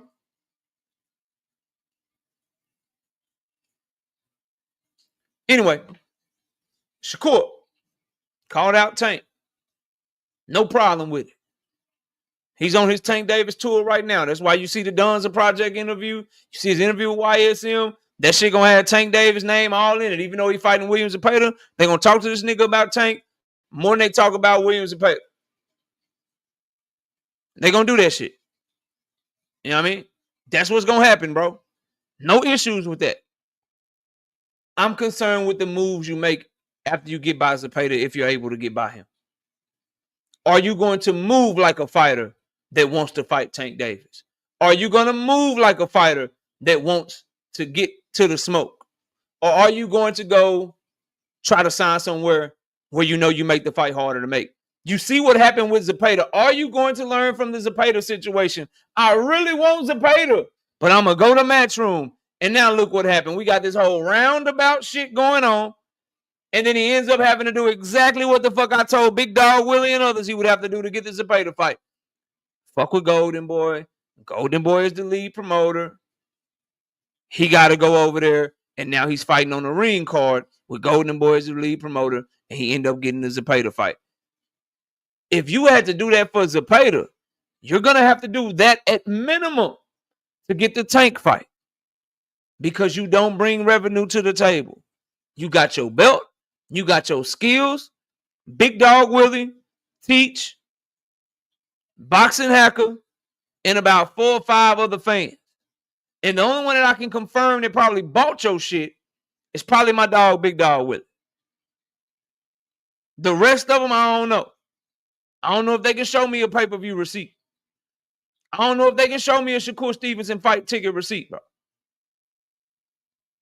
So you got like 22 fans, a WBC belt, and your skills. So you're going to have to do what it takes to get fights, bro. You're not Canelo going from promoter to promoter, bro. Canelo is a walking prophet. You know what I'm saying? Like, he's walking around as a profiteer. Like, hey, man, you sign me, you're going to make some money. Right? Hey, you sign me, you're going to make some money. You sign me over here, you're going to make some money. That's Canelo. Nigga sign you, they got to be ready to lose about $4-5 million off the rip. Man, this nigga want $5 million. He can't even bring in $5 million. Like, you're a cost, bro. When you a cost, you got to do what you got to do to try to get fights. Like, nigga, you got to do that shit, bro. Like, you fucking tripping. So, I see this shit. I see the call outs. I tell y'all all the time, everybody want all the smoke when they got another fight lined up, bro. But when it come time to really show you want that shit, what are you going to do? What are you going to do? Then I got to have dumb niggas like this. If you take it as disrespect is what it is. But I got to have niggas like this talk about these other fighters that don't bring nothing to the table and all that shit. And them niggas ain't asking for Shakur Stevenson money, nigga. Them niggas is not publicly like, yeah, man, can we just talk on the phone, Tank? Them niggas ain't trying to do the Terrence Crawford, do the Terrence Crawford and extract leverage and extract negotiating power from a nigga. They just like, oh, you want to fight me? Yeah, nigga, where I sign at? Stop with the dumb ass takes, bro. It don't work over here, my nigga. You fucking up the cook, which is stupidity, bro. Because you just want to argue. Now, with that being said, he also said everything I told you that he said, nigga. Stop. That the mother niggas didn't say. Stop. He also wants to get Tank on the phone to talk to him personally, because somehow he's on a level where they need to talk personally. No, nigga, my team talks to your team like every other nigga before you. Yeah. He also did all that. So stop, bro. He also wants a higher money than anybody that Tank ever fought, guaranteed. Stop, my nigga. Shut up, bro. Anyway, so Shakur Stevenson calling out Tank, bro. I ain't got no problem with it. You say that's the fight you want. Show me you want it. Sitting on Twitter, going on interviews talking about you want the fight. That ain't enough, nigga. When you are free, when you have the ability to sign wherever you want, then we'll know if you're serious. Because you'll be able to say, I tried to sit down with PBC. They said they won't even put Tank on the table. I tried to sit down with Top Rank. They said they won't even put Loma on the table. They won't even put Muratalla on the table. So I'm signing to Turkey because none of these niggas want to let their fighters fight me. You don't get to tweet about everything else. I'm not finna watch you tweet about Padley, bro. I'm not gonna watch you retweet your fanboys talking about how great you are and showing me motherfucking highlights of you and Kasesa, bro. I'm not finna watch you do that and then let you just be quiet and silent when it's free agent time. No, nigga, talk to me about the free agency, nigga. No, sir. Tell me who you trying to sit down with. I'm not finna watch you be like, man, Turkey did this to me. Turkey did that to me. And then when you a free agent, you don't want to say shit. No, I need that same energy. Them same 2,247 tweets that you tweet when you sign to a motherfucker about how you want to smoke with this, how you going to do this, how you going to do that. I need 3,337 tweets while you a free agent. Who you meeting with, who you asking for, who you sit down with, who they put on the table for you, all that shit.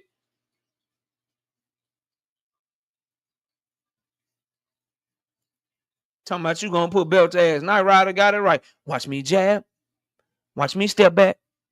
Watch me jab, and watch me step back. Ooh, I'm scared to throw my left hand. Ooh, I'm scared to throw my left hand. Watch me jab. Watch me step back. Watch me jab, and watch me step back. Ouch! I can't throw my left hand. Ouch! I can't throw my left hand. Fuck out of here, man. We want to see the fight too. So you call them out. Cool. What you gonna do when you're free? What are you going to do when you are free to fight, sir? Are you gonna sign up for the fight? Are you gonna go sit down with his people? Or you gonna run somewhere else? That's all I need to know. That's all I need to know. That's all I want to know. Cause I got that oil money. Oil money. Yo. Got that oil money. I got that oil money. That oil money. Yeah, I'm Turkey. Got that oil money. Got that oil money. I don't care about profits. I don't care about loss. I lose all my money because I'm the boss. Yo, got that oil money. That oil money. Hey, I got that oil money. That oil money. Hey, I don't care about profits. I don't care about loss. I don't care about how much this fight costs. I don't need no fans in the stands. Hey, I don't need no fans in the stands. Cause I got that oil money. That oil money. Cause I got that oil money. That oil money. Invite only at my fights. Invite only at my fights. We can fight in the parking lot or the middle of the street. I got that oil money, so I don't need no beat. We could do that parking lot. We can do that street. Cause I got that oil money. I don't need no beat. Yo, I got that turkey a la shiki oil money. I got that turkey a la shiki oil money. Yeah, man, don't get. Oh, damn, bro. Oh, this shit is fun. I love talking boxing with y'all, bro. I really fucking do. But that's all, bro. Like, niggas get mad at Shakur for calling Tank out. I never get mad at him for calling Tank out. I'm mad that there's never action behind the call outs. I'm mad that I had to watch this nigga call out Tank Davis his entire time at 135 pounds, signed the top rank. And then the moment that he wasn't signed the top rank no more, he didn't do nothing to try to get that fight. I have watched him since signing the Eddie Hearn in Matchroom. Called out BVO, what up? Called out Gervonta Tank Davis. And he is about to be free again. I am going to lose my fucking mind if this nigga gets free and don't try to do nothing to try to get that goddamn fight, bro. It's going to piss me the fuck off, bro. Okay? It's going to piss me off, bro. So, okay, you calling him out. Zepeda calling. You calling him out. You calling him out. Y'all doing the same shit. Attaching yourself to Tank. Attaching yourself to Tank. Right? Well, this time when you free, nigga, please try to make the fight. Have your team go straight to motherfucking Al Heyman and them and see what the fuck is happening. I don't know if it's Al Heyman, Luis de Cubas, Espino, whoever fuck you, just go and see what's up. And then come back and be like, nigga, I tried, KO. Yo, nigga don't want smoke. They wouldn't even put him on paperwork. Now we can be like, yo, what the fuck is up?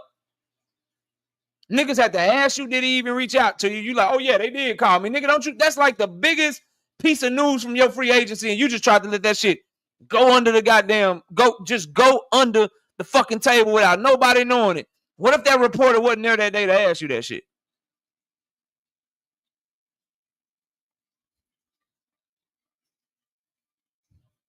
Niggas had to ask you, oh yeah, they did reach out to me. Somebody called and said that somebody had reached out. Shit. I ain't got no braids, but my hair itching, nigga. They said this nigga called. I didn't know this nigga was gonna ask me about this. Yeah, they had called. Somebody had said that somebody had called, and we just waiting for the offer, nigga. They hung up. They asked us, do they want to fight? And they just hung up. Like, get the fuck out of my face, bro. Fuck out my face. Don't tuck your tail this time. Last thing too on Shakur, and then I'll drop the link for y'all. I saw that he called Gervonta Tank Davis sensitive. I think we're all sensitive to something, right? And I think certain people should be quiet in certain situations. Like, if you are a thief and you know you stealing shit and you see somebody else stealing shit, you probably shouldn't say something. If you are a nigga that changed your name to Twitter because of the criticism you got from fans, you probably shouldn't call another nigga sensitive in the sport of boxing. Like, it'd be shit like this, bro, that confuses the fuck out of me. Like, if I have no problem with name calling and shit, but can we just be a little bit more aware of reality? Like, a little bit more understanding who we are and what we did. Like, you can't call a nigga sensitive when you fake retired because you didn't get Navarrete. See, this is the shit. Niggas that say, KO, you switched up on Shakur. Why? It's because he didn't used to do this shit, y'all. When that nigga was at 126, 130, he did not do this and move like this, bro. This nigga fake retired and then called Tank Davis soft for talking about retirement. This nigga changed his name to Twitterson because fans called him Twitterson. He cares so much about what they say, he changed his name on his trunks trying to troll them back and called another nigga sensitive.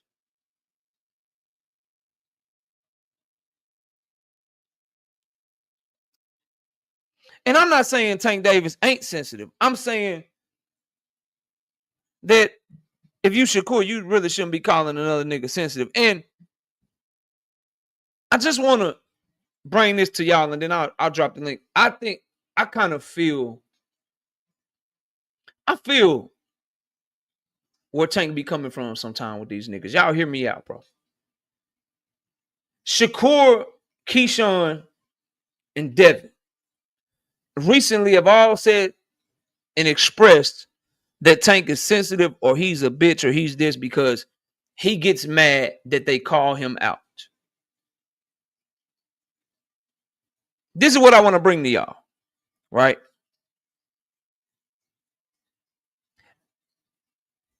Niggas with no motion don't understand Tank. And they happen to, a lot of them be Shakur fans, Devin fans, and Keyshawn fans. And I'm going to explain to you what I mean by this. The reason that the niggas don't understand where Tank is coming from because they not in his spot. See, when you build your name on your own merit, right? When you're the type of fighter that gets people to come watch you fight because of how well you do in the ring, right?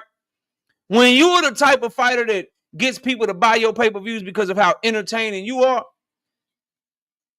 you don't like niggas that use your name to build themselves up because what they do in the ring ain't intriguing enough for them to get a fan base. It's kind of like a content creator. These content creators that put niggas' names in titles and talk about other content creators on a daily basis, they don't understand a nigga like me that don't like that shit. They don't like when you try to put my name in your title or try to talk about me because you don't like something that I said in a boxing take. Like, they don't relate to me because I don't relate to them, meaning I build my shit off of what I think and off of my opinions and the topics that I want to cover. So I get where Tank is coming from with niggas like Shakur and being sensitive to them building themselves off of his name, because until recently, Devin was built off of Tank. Now he's built off of the nigga that Tank made quit. Shakur Stevenson's entire reputation is about being attached to Tank. Keyshawn Davis right now, entire reputation is being attached to Tank. Every video they get dropped, every interview that they do, all the motion that they got, it's all about being attached to that nigga. That's all, bro. And somebody who doesn't have to attach themselves to you and they got it out the mud and got it on their own, they don't like niggas that do that because Shakur team ain't gonna. This is some real shit. Who is, when it comes to getting views and getting traction, right? And it comes to getting people to pay attention, making someone more marketable. Tank Davis is the best promoter for all of them. Argue with your fucking self. Shakur Stevenson's best promoter is Gervonta Tank Davis. Keyshawn Davis's best promoter is Gervonta Tank Davis. Argue with yourself. And the nigga is their best promoter, and they won't even get a nigga a promotional fee. Do you think that niggas gonna be asking Keyshawn about Edwin, or niggas gonna be asking Keyshawn about Tank? Do you think Zepeda's gonna be more the topic, or Tank gonna be more the topic?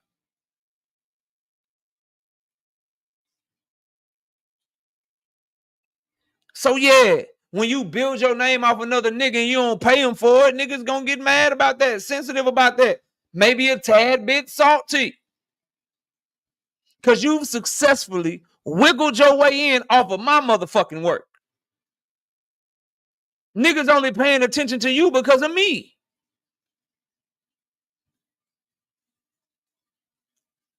That's the key.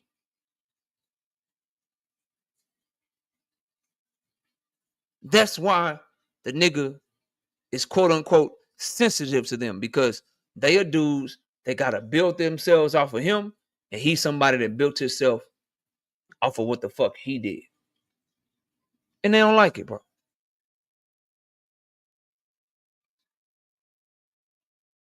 Anyway, let's drop the link, bro.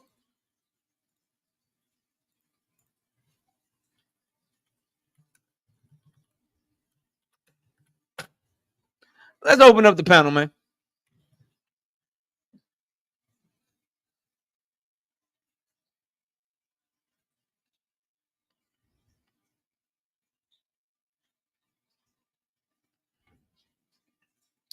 Link is in the chat, brothers and sisters. Got about 50 minutes. Y'all come holler at your boy, man.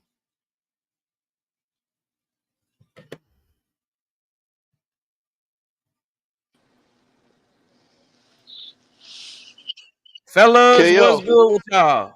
What's good, KO? What's good, man? Let me go to Crown Jewel first, y'all. He been trying to come up here for a minute. Let me go to him first. Yeah, you know, I ain't going to stay long. I just want to have a little slight discussion with you on the Shakur Stevenson topic. I'm listening, bro. I just don't want you to be out here like these other people when they put clickbait out there saying stuff like Shakur fired Eddie for people to go on their channel and report it and look illegitimate. He didn't fire Eddie. He can't fire Eddie. A fighter firing a promoter is equivalent to an NFL player or NBA player firing their team. The promoter can unilaterally walk away from the deal. The fighter ain't walking away from the deal. If you look at Eddie's history, what more likely happened? If you think you can do something better than what I'm doing for you, go ahead. A la Devin Haney fighting George Kambosos while he was signed to Eddie Hearn, and Eddie Hearn allowing them to do it. Or, you know what I mean? A lot of other things. You got to remember, Eddie Hearn is used to Anthony Joshua money. So even though I'm a Jersey guy through and through, I don't think Shakur Stevenson is profitable enough for him to say, oh, I'm going to stop you from doing what you're doing, or I want to make sure I'm promoting your next fight. Or I think he's more or less, if it's difficult, then go ahead and do what you do. And Shakur himself, I see you watch that interview where he called Tank sensitive. He said in that same interview that he's still with Eddie and he'll be a free agent in one more fight. All that other stuff is smoke and mirrors. But like I said, Eddie's history will tell you, when he has American fighters that aren't major stars, and he doesn't seem to be rocking with any of his American fighters quite as the way he's rocking with Boots Ennis and Ray Ford. He's promoting the hell out of both of them. But to say he fired Eddie, they were shoulder and shoulder together at the weigh-in and the fight 2 weeks ago in Atlantic City. He ain't fired Eddie. Eddie just seems to be one of those guys. If you think you can do better, go ahead. So if he ain't fired Eddie, so Eddie and Lou DiBella getting money from him in this fight? Is that what you're saying? I don't think I just want to make sure I'm clear. I don't think Lou DiBella is getting any money from him this fight. And to be honest, whatever money Eddie may be getting from him, It's peanuts to him. He ain't worried about that. Again, Eddie has Anthony Joshua, bro. No, I understand He that. used So to get Dan Rayfield, real money. so Dan Rayfield's reporting is wrong. I think it is. I think in this instance, I think he fell victim. He's freelancing now. And what happens when a lot of guys freelance now? They end up trying to act like they have the same access and clout that they once had. And sometimes they slip up and print erroneous stuff too. But as a guy, again, that is currently involved in boxing, have been involved in boxing for a long time, a promoter at the level of Eddie Hearn is not entering in a contract with somebody, and like I said, I'm Jersey through and through, on a level of a Shakur Stevenson, where Shakur Stevenson can walk away from the contract when he sees fit. Those contracts don't work like that for fighters. They work like that for the promoters. The promoters are like NFL, NBA team owners, like I said. They can cut your contract anytime they feel like it. But when you want to leave, you're going to have to go to court. They're going to have to not meet their obligation. Usually those obligations are a certain amount of fights a year or a certain amount of money. But the only way Shakur is fighting outside of a matchroom banner right now is if Eddie Hearn says so. A fighter cannot fire a promoter. It just doesn't happen. So last thing I want to ask you. So if they are, so then Eddie Hearn should be credited as a promoter on that card then, right? If he wants to be. Again, and then Lou you gotta remember, Lou DiBella shouldn't be involved at all then. If he allows it, remember, just think back. George Kambosos, Devin Haney. Did you see Eddie Hearn's name on anything? Did I see his name on George Kambosos and Devin Haney? No. Because he didn't care. He let him go. Devin was on the contract. I didn't see his name with Devin Haney and Ryan Garcia either. Exactly. Because he's like, and then it came back to biting because when Devin wanted to come back and work, he's like, hey, you ain't been loyal to me. But they both came out. He said, Devin wanted to go after Undisputed, so I let him. He has a history of certain fighters. If they want to go do something and they're not really profitable, go ahead. And like I said, why wouldn't Eddie Hearn be able, or why would he just let Shakur go off instead of just getting free money off of it? Because he's not profitable. No, but you don't have to be profitable if he's fighting on Turkey card. Hold on. I'm trying to talk to the homie. But if he, it makes no sense. So this is what don't make sense to me. Maybe you can make it make sense, right? Mm-hmm. I'm glad you up here. So for Eddie, if Turkey's putting up the money for the card and it's gonna be a ring card, that means Eddie essentially would just be loaning Shakur Stevenson out for the card. Okay, and he'd be able to just get a fee. Why would he just let Shakur Stevenson go instead of getting free Turkey money? Because he wants to maintain a great relationship with Turkey, who actually pays those much bigger Anthony Joshua money. But what does his relationship with Turkey have to do with him just getting free money off of Shakur and letting Shakur be on Turkey card? Turkey's playing Shakur regardless. But hold on. I want you to put your thinking cap on a little bit. I am. Hold on. Let me finish. And I'm talking to my man KO. Y'all can stop ad-libbing in the background. I ain't talking to y'all. I'm having an intelligent conversation with my brother. I'm not coming at him. No, you're not at all. Yeah. But what I was about to say, why wouldn't he allow? Because we remember just a week ago, Shakur was saying, "Oh, Turkey ain't giving me the money I want. Well, I don't even want to do it. The fee went down." Maybe Eddie said, "Listen, Turkey, don't worry about it.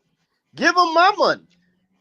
Make him happy." Because Turkey wants this fight to happen, putting him on undercard. I can see Eddie saying, "Turkey, do your thing." Because when I bring Joshua back and he gets $50 million and I get my 20% of that, I don't give a damn about this Shakur fee, getting 20% of Shakur's $2 or $3 million. It's the long game. He did the same thing with Devin already. That definitely could be a possibility. And I'm not saying it's not a possibility. That's an assumption, and I can see how your logic will get there. But without me hearing Eddie or Shakur saying that, what I'm having a hard time believing, bro, and I want to let everybody else cook, so I'm not gonna make this a whole debate. I'm gonna tell you what my thought is. Hold on, who is that? Hold on, dog. I got some background noise. I think that might be you, Crown. You see. About check. Oh yeah, that was you. I'll bring you right off mute, Crown, as soon as I get done. So what I'm having a hard time is, unless Eddie says that, unless I know that's true, I find it hard to believe that Eddie would just let Shakur Stevenson go when he could just get free money off of him. He ain't got to put no money up for the event. It's a ring event. It's a Golden Boy event. You get your free money and you move on. I don't see why he would be the one letting go, unless what you're saying, and again, I respect the logic, unless what you're saying about him doing a solid for Turkey is true, then okay. But without that information, bro, it's hard to go there, bro. It's really hard for me to go there, dog. Because that's free money Eddie's turning down for what? There's no reason for him to do that. $400,000 is not a lot of money to Eddie Hearn, number one. Number two, his American fighters, there have only been 2 that he's really promoted and showed an interest in having something to do with everything they do. That's Ray Ford and Jerron Boots Ennis. Khalil Coe, another Jersey fighter, he threw him under the bus. Jaleel Hackett, he threw him under the bus. All these American fighters have been disposable to Turkey, with the exception of Jerron Ennis and Raymond Ford. And I'm keeping it 100. Like, name another fighter that wasn't disposable, American fighter that wasn't disposable to him. Nah, I ain't saying that. I just can't name. Go through him twice and not get a fee. I also can't name a fighter where Eddie just didn't get free money off of him when he had the opportunity to either, though. Devin Haney. No, he didn't have the opportunity because the person that was putting on the fight said Eddie can't be a part of it. Oscar didn't want Eddie to be a part of the Ryan Garcia fight, and Top Rank didn't want Eddie to be a part of the Cambosos. Devin had to leave him and sign a multiple fight deal with Top Rank to get the Cambosos fight. He had to leave Eddie to do a multiple fight deal. To do a deal with Ryan Garcia and Oscar De La Hoya to get the fight. And Oscar even told Shakur, if you want this Zepeda fight, you got to fuck with me, bro. I'm not. That's true. We're not doing the Eddie Hearn shit. So, but that can only happen. With that being said, I've never seen any promoter turn down free money when given an opportunity, bro. I can tell you how he did turn down free money in both of those instances. If he had said no, the fights don't happen because Devin Haney was contractually obligated to him in both those instances. But he you're right. The hell with this little money you can give me. I'm getting Anthony Joshua money. Go ahead. You're right, but Turkey, the financier, he didn't tell Eddie that. He didn't press the line like that. He was cool working with Eddie and working with Shakur and working with everybody. He just putting money up. He didn't draw the line that Oscar drew or that Bob drew with Eddie, bro. That's all I'm saying. You're making my point more the same. Who would you do that favor for? Somebody that's pressing the line and pushing you out, or somebody that didn't? I mean, I ain't saying he not doing a favor for him, but I'd have to hear that, bro. Like, I'll tell you what I did here. That makes perfect sense, right? Okay. Shakur admitted that he's still in business with Eddie. He's not a free agent until after this fight. Eddie Hearn came out and said, Shakur's still with us. I don't know why y'all believe in these narratives. He still signed the match room. So then Shakur Stevenson is going to be fighting with Eddie and Lou. He's going to have both of them taking money from his pocket, or Eddie just like, I don't have you no more. So if he's a free agent after this fight, but Eddie's out the picture for this fight too, that means he's like a free agent already then, bro. Like, this shit not making sense, bro. Well, he had already said he's not a free agent, but there's many scenarios. There's another scenario like, oh, he's being difficult. All right, Lou, you deal with him and we'll split the fee because I don't even want to deal with this shit no more. It could be many scenarios. But the reality is, Eddie Hearn came out and said he's still signed to me. Shakur came out and said, I can't say too much, but I'm not a free agent until I fight one more time. I still have a one-fight obligation. But I knew there was trouble in the water at the last Top Rank card. But I think that interview was pre-recorded though. What's the I can't say too much. Something happened, bro. I can't say too much. I can't talk on too much. Because he don't want to get a torturous interference lawsuit and say I'm already talking to another promoter for my next fight. I'm just trying to satisfy my contractual obligation with this one. He can't come out and say that, of course, because he's still signed. Okay. If he comes out and says that and publicly makes them look bad, then that may change. Eddie may say, all right, no, I'm not playing ball. So they should be going to Dan Rayfield in, right? Why? If you want to discredit yourself and put out a bad report, go ahead. I go after his ass. If what you saying is true, you just fucked up my business. You fucked up my name. You did a lot of shit. If what you saying is true, then nah, bro, you fucked up. You fucked up a lot of shit. Whose business got fucked up? Shakur's, Eddie. Like that makes Eddie look bad to have a fighter walk away from him. That makes Shakur look bad to have a promoter just say, "Nah, fuck it, bro. You can go ahead. I don't need your ass no more. I can't make no money off you. Go ahead and do your own thing." That makes Shakur value look trash. It makes Eddie look like he's garbage. Eddie addressed it. Eddie said, "Y'all believe that? Like he still signed with us. There's no need to address it." He came out and said that. He's like, "Y'all believe that? Shakur has a 2-fight deal with me. We have one more fight coming up. Williams and Payton." So I hope I don't see Lou DiBella then, because that would mean either Eddie lying again, Shakur lying, or it doesn't mean that they getting all his goddamn check. It could be. Listen, Lou, I'm busy, bro. I ain't got time to deal with this shit. Go ahead. It could be with you, but it could be. You're just not going to see a contract with a world-class promoter and a fighter that's not a pay-per-view star, box office attraction, where the fighter, after the promoter invests money in him, can walk away when he sees fit. But the promoter didn't. Devin Haney did it. The promoter didn't. Hold on. The promoter Eddie ain't invested a dime in Shakur. He publicly came out and said he let Devin Haney go. But he can say anything. Eddie hasn't invested a single dime in Shakur Stevenson. No. Listen. I don't want to argue. I'm just going to tell y'all the reality. The way it works business-wise. The promoter is the employer. The fighter is the employee. Never in the history of life has an employee fired their employer. It just doesn't happen. What I'm saying is, bro, if Eddie Hearn and Shakur Stevenson are telling the truth, and he's still with Shakur, then that means Lou DiBella shouldn't be in the picture.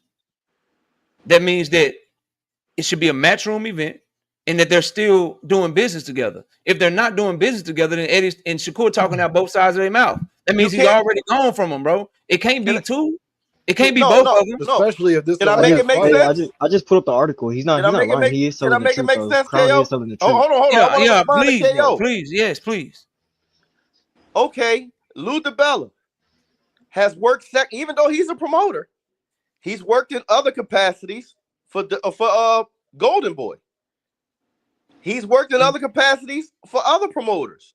So sometimes you may not look at Lou DiBella as a promoter in every instance, because that's not the hat he wears all the time. Just like Russell Peltz is a promoter, but has worked under main events and under Top Rank. Sometimes really big promoters who have really big shit going on have other promoters working underneath them on different shit. Doesn't mean he's with both of them. Shit. Lou DiBella could be working for Eddie in this instance. Eddie don't have a promoter's license really or much going on in America. He has Kevin Rooney Jr. working for him, but Kevin Rooney Jr. is not a promoter. But I highly doubt that they're splitting. But my thing is, Crown, he's free after this fight, though. Yeah, he is. So free they after about this to fight. So if Eddie not a part of this fight and he free after this fight, then how they just talking at that? Yeah, I think they like. How I'm gonna find out the truth? Hold on, Dean. That's what I'm trying to make sense of, Crown Jewel. Maybe I'm not. Maybe I'll try to word it better. If Eddie's not part of this fight because Eddie let Lou do it. If Shakur didn't fire Eddie and Eddie let Lou do it and he's just letting Lou do it, if he's not part of this fight and Matchroom is not getting the cut of it, but then Shakur's still free after this fight, essentially he's done with Eddie already. That's what I'm saying.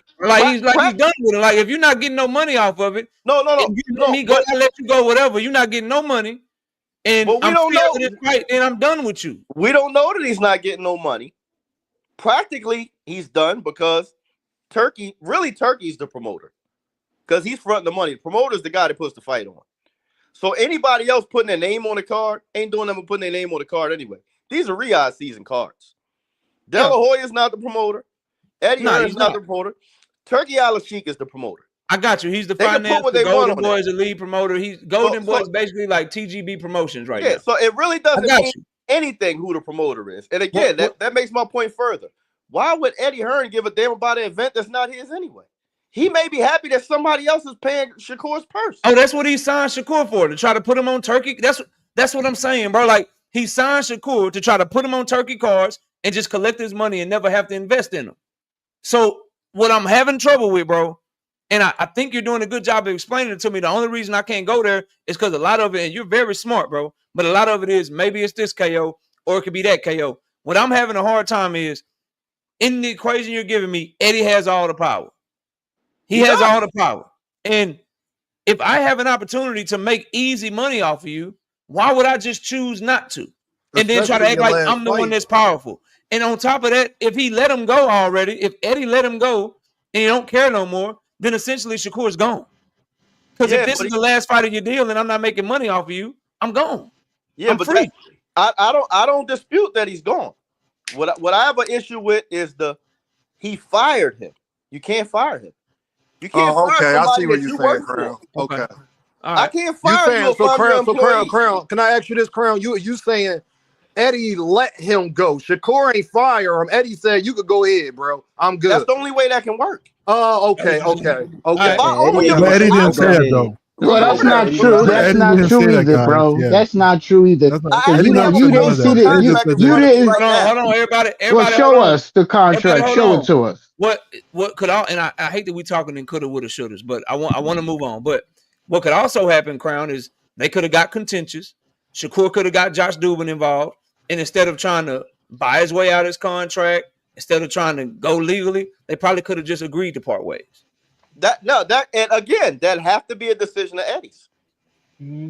Because when a promoter signs a fighter, right, they own the rights to that fighter's image and likeness, and anything business-wise with them.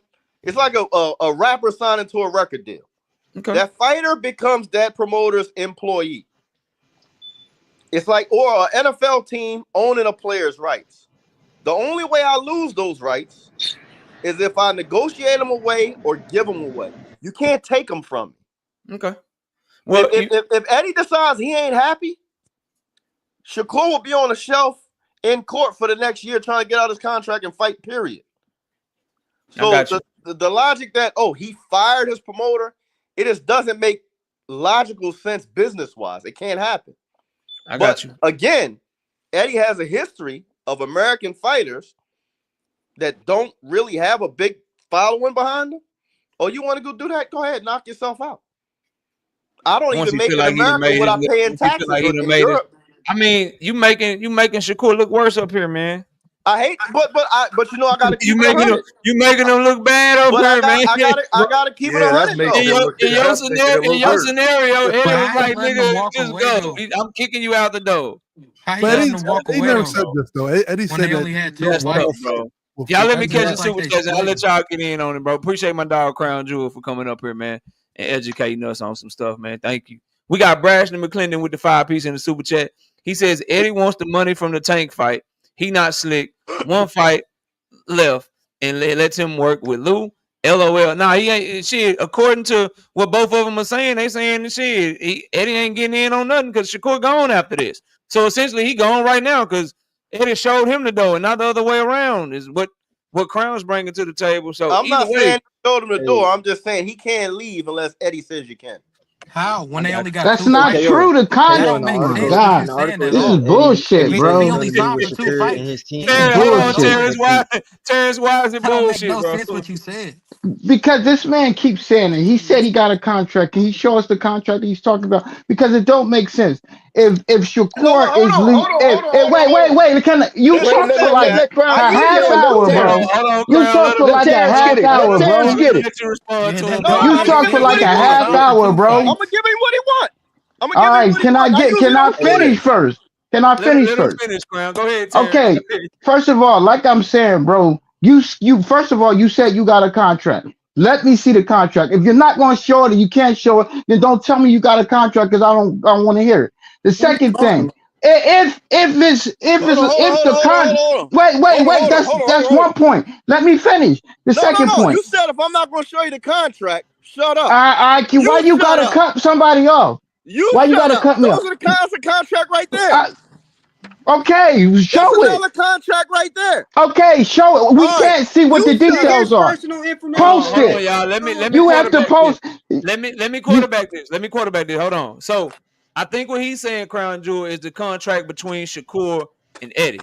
Not the contract for you and your fighters, or you and the promoters that you're working with your fighters right now. I think that's what he means. But Terrence, go ahead and finish, and I gotta let Crown respond to you, bro. Okay, that is true. Like, I don't care what contract he got because all contracts could be different. Contract. Now you don't care.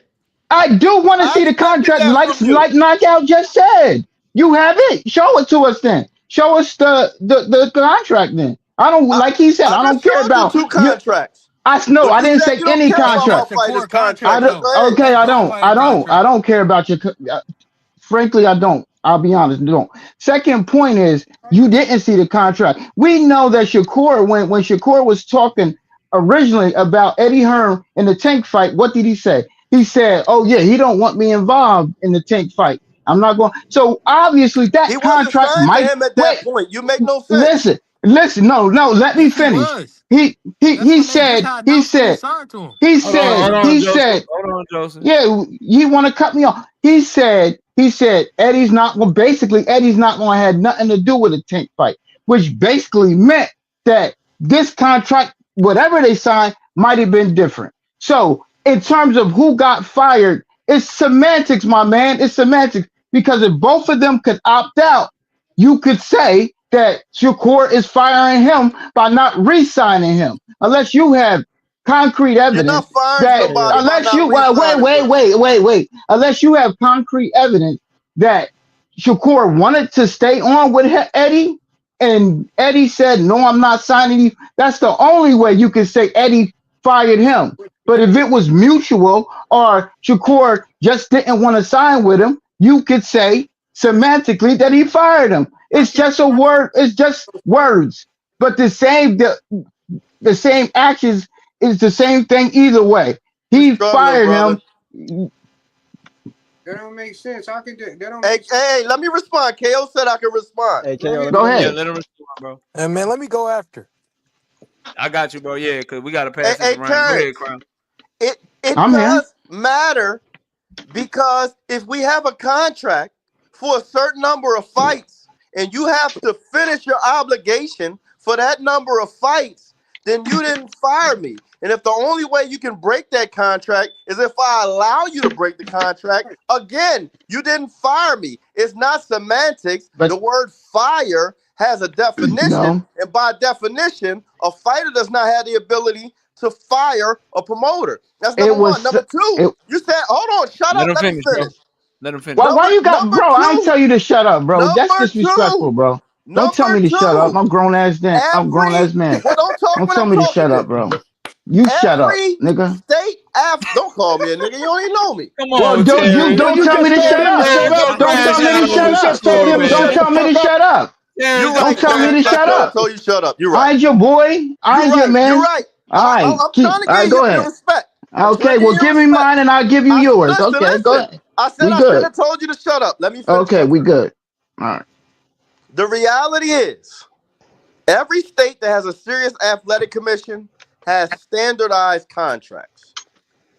Not only that, there's a law called the Muhammad Ali Act that details the roles of fighters, managers, and promoters. If a fighter goes to child support court and they ask him who his employer is, he's going to name his promoter. If a fighter goes to buy a house and they ask him who his employer is, he's going to name his promoter. If a fighter goes to finance a car and they ask him who his employer is, he's going to say his promoter. The promoter is the franchise. The fighter is a contractor or an employee of that franchise. You cannot fire the person that writes a check to you. Fighters don't write checks to promoters. Promoters write checks to fighters. Period. Okay, well, semantics. Wait a minute, Terrence. Hold up, Terrence. Let me jump in real quick. I did not finish. Let me finish. Wait, hold up. Let me get something in you. Mayweather, who is the biggest fighter in the world. Every hold time up, man. He showed off a fight check. It had Golden Boy Promotions on it. He still got paid by a promoter. Every fighter gets paid by a promoter. Let me get these super chats, bro. The fighter is not the employer. The promoter is. Let me Come on, man. Now let me get He's taking up the whole show, man. Hold up. Everybody be quiet for a second, bro. Shout out to our boys with the 2-piece in the super chat. Can't argue Kerr needs Balta. I don't know what that is. Shout out to Big Dog Willie with the 2-piece. Tanking Maniacs, y'all boycotting hair grease. Shout out to Oak Boys back in the super chat with the 2-piece. Okay, now they need Balta. Somebody need to let me know what the fuck Balta is. I'm old. Let's go to Joseph, man. Joseph, what's up? All right, so what you making? You saying that he fired him and all this and that? Like, it don't make no sense to me.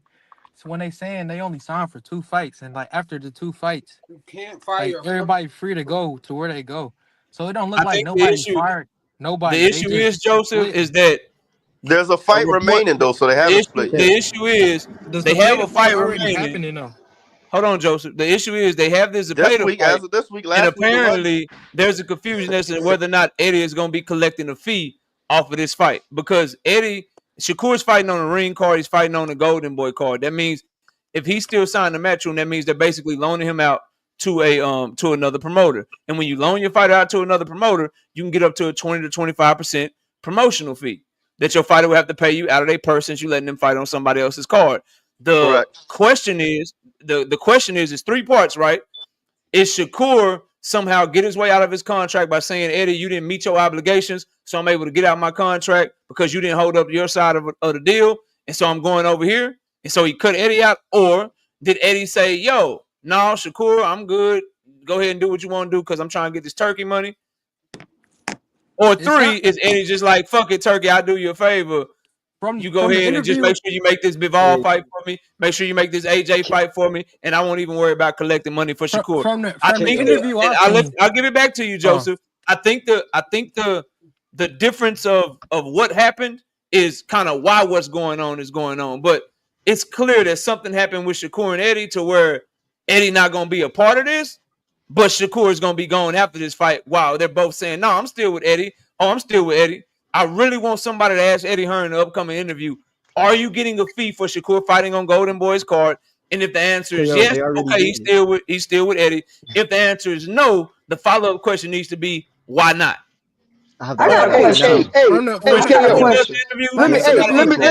Same goddamn thing. They're not going to expose that. Hey, gentlemen, listen. Let me just say something real quick. Hey, Terrence, I'm in compliance, and I agree with you. We're talking about words, semantics, fired, didn't fire. But Crown Jewel said, Eddie said, oh, well, go ahead on. Well, do what you want to do. Well, when the Shakur decided, I am going to do what I want to do. I'm walking away. I'm walking away. Then that means that means that Core took Eddie's advice and said, you know, go ahead, do what you want to do. He went to do what he wanted to do. That's like walking away. That's like walking away. Eddie said, you won't walk away, walk away. So that's he actually quit. Maybe the word is not fired, but he actually quit. You can't fire. He never said that. Let me respond, KO. Let me respond, KO. Hey, y'all let 2 Cents Boxing get in here. 2 Cents, welcome to the panel. What's up? What's up? I just want to say a few things real quick, right? Get my 2 cents about the situation. The first thing I want to say is when Shakur Stevenson, first of all, we thought, or we were under the impression that Shakur Stevenson became a free agent once he left once he left Top Rank to fight Tank. So we've already seen him become a free agent one time to fight Tank. So I really don't know what's going to really happen the second time he becomes a free agent to fight Tank. Hopefully we get the fight. But I want to say when Shakur Stevenson went to Matchroom, what did Eddie Hearn always talk about? Oh, we're going to do this fight and we're going to make this a pay to fight and then we're going to start talking about Tank. You heard Eddie Hearn keep saying that. That was their plan for Shakur Stevenson, correct? Correct. So now we get to the Zapata fight and I keep hearing, okay, he didn't fire Eddie Hearn. Eddie Hearn let him walk away to go make the fight. But after the fight, he going to be a free agent, which if they got a 2-fight deal, how is he a free agent after the fight? And then Eddie Hearn did the interview. And Eddie Hearn said, this the pay to fight is the second fight. Yes. So after, then he will be a free agent. So we got those 2 conflicting stories. And then we have people using Devin Haney as an example as, oh, you see, he let Devin Haney walk away, but Devin Haney and Eddie, bro, you gonna keep cutting me off? But Devin Haney and Eddie Hearn don't have a great relationship. So we keep trying to make it seem like Eddie's so cool and he just lets you walk away. But what did he say? Devin ain't got no loyalty. So I don't think that walking away stuff is all it's cracked up to be, because from what I seen that happened with Devin Haney, they didn't have the best relationship after all that walking away and coming back stuff, because he didn't bid on the fight. And what did Eddie say? He not signing me. It ain't no loyalty. I ain't got to worry about that. So my confusion is lying in people saying he's going to be a free agent after the fight, and then it's Shakur saying, oh, well, I'm still with Eddie. I'm just going to finna do this fight, and then I'm going to go back and finish my deal of my contract. And my last thing, I'm going to land my plane here. What was up with Shakur Stevenson taking the picture behind Eddie's desk as if they had made some type of new contract negotiations, or at least that's what I got from it after the Padley fight? And that's when everybody was like, oh, he extended the deal. So this whole thing to me has been very confusing in my opinion. And it's starting to look a little smoke and mirrorish. I mean, I'm not as educated about the situation as Crown Jewel, but I'm just giving my 2 cents from what I know and what I see. Can I respond Eddie to one said the thing? fight was over. Before we go further, right? He said the fight was over. If he said his fight deal was over after Zepeda, that means it's over after Zepeda. Like, I don't know where y'all getting this. Yeah, so I want to touch on when that the promoter said it's over. He got other business with Eddie too. Yeah, but let's clarify one thing. This is the confusion, y'all. Joseph, this is the confusion, bro. This is the confusion, Joseph. Daquin Moses is fine with Backstrom. He's saying the fight is over. He's saying the fight is over after Eddie. But if Eddie's not in on this fight, that means the fight was over after Padley. That is not Shakur. I said Shakur has other business with Eddie. Yeah, that doesn't mean he has more business with him though. Yeah. Well, before we go further, right? What other business?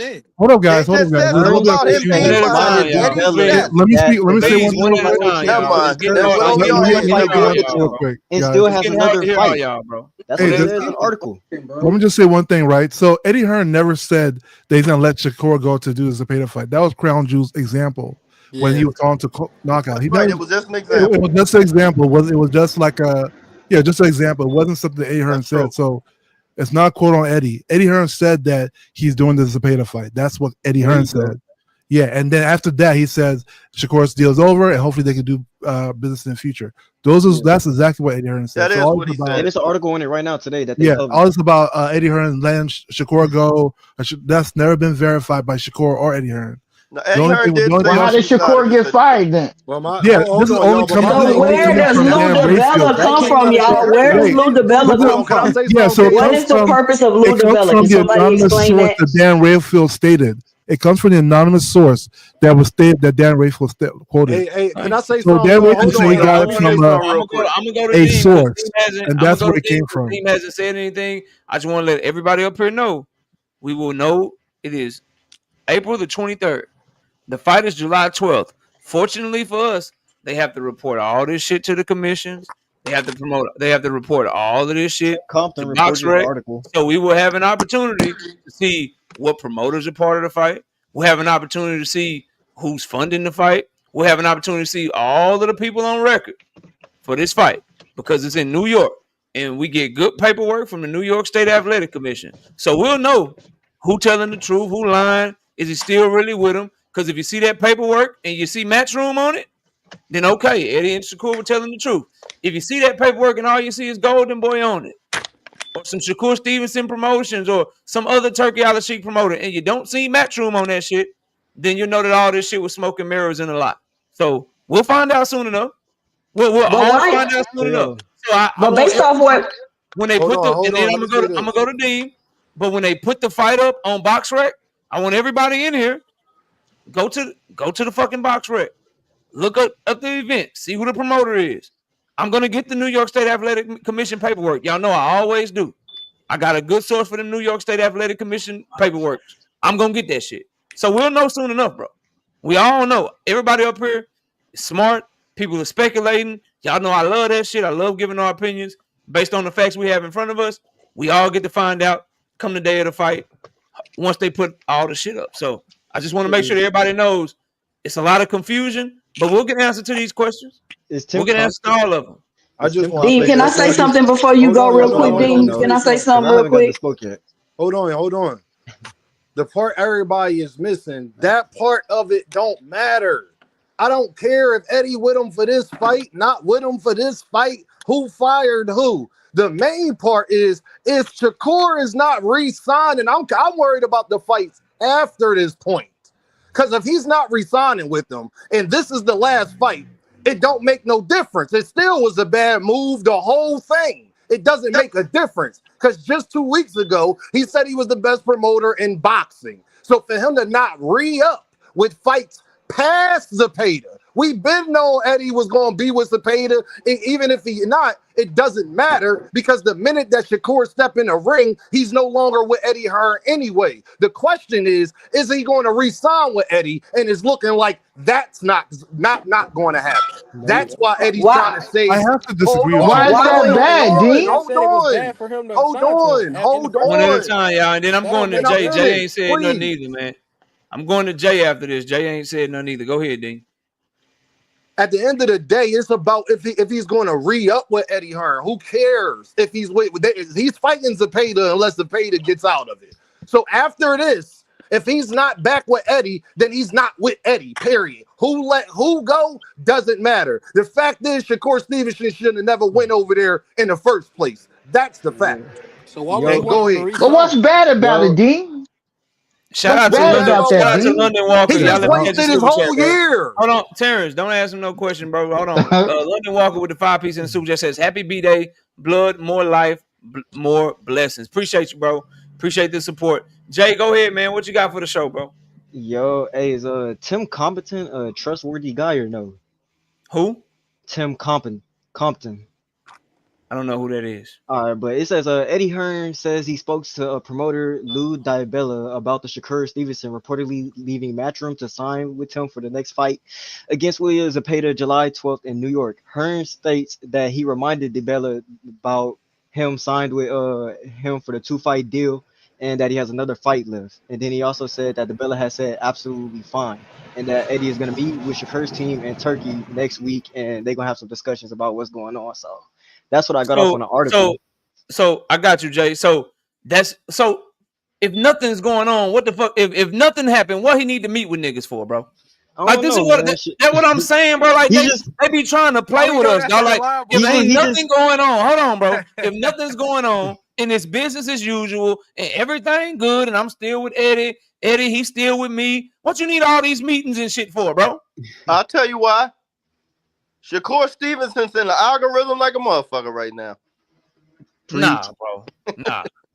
Nah. He ain't getting no money. He's trying to talk to get some money. I mean, money though. His deal is over after the Zepeda fight. He ain't making no bread because he's not worth it, KO. So No, you know but he's going to try to the last fight he had was the $1 most ever made, guys. What's more likely? We gonna know the answer if we don't re-sign with. We know what's more likely to me is there's some credence to Dan Rayfield's reporting, and Eddie needs to meet with Shakur's team. He has to meet with Turkey to try to straighten shit out. To tell him you're gonna get sued. That's what's more likely to me. Yeah, that's what it says on the That's report. what it sounds like. If that's true. Both of them. He said it sounds like a threat, to be honest. Zepeda fight. So I don't know where y'all getting all this. But why am I? If you still sign to me, and I got all this power over you, and you my employee, what am I needing to go meet with niggas for? I got you, shit.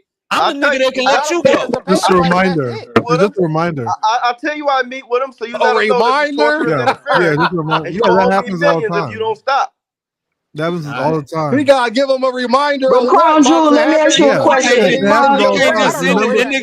he got to remind him of? He can't make a phone call. He got to meet him. Crown Jewel, I got a question for you. Crown Jewel, crazy. Why? Okay, what you were saying earlier about Eddie Hearn and how he like, oh, I ain't making no money off of you for real. I don't care. Like, why did Shakur? Why a fighter of Shakur's caliber is even over there with somebody? Because Eddie Hearn said he was going to make him a star.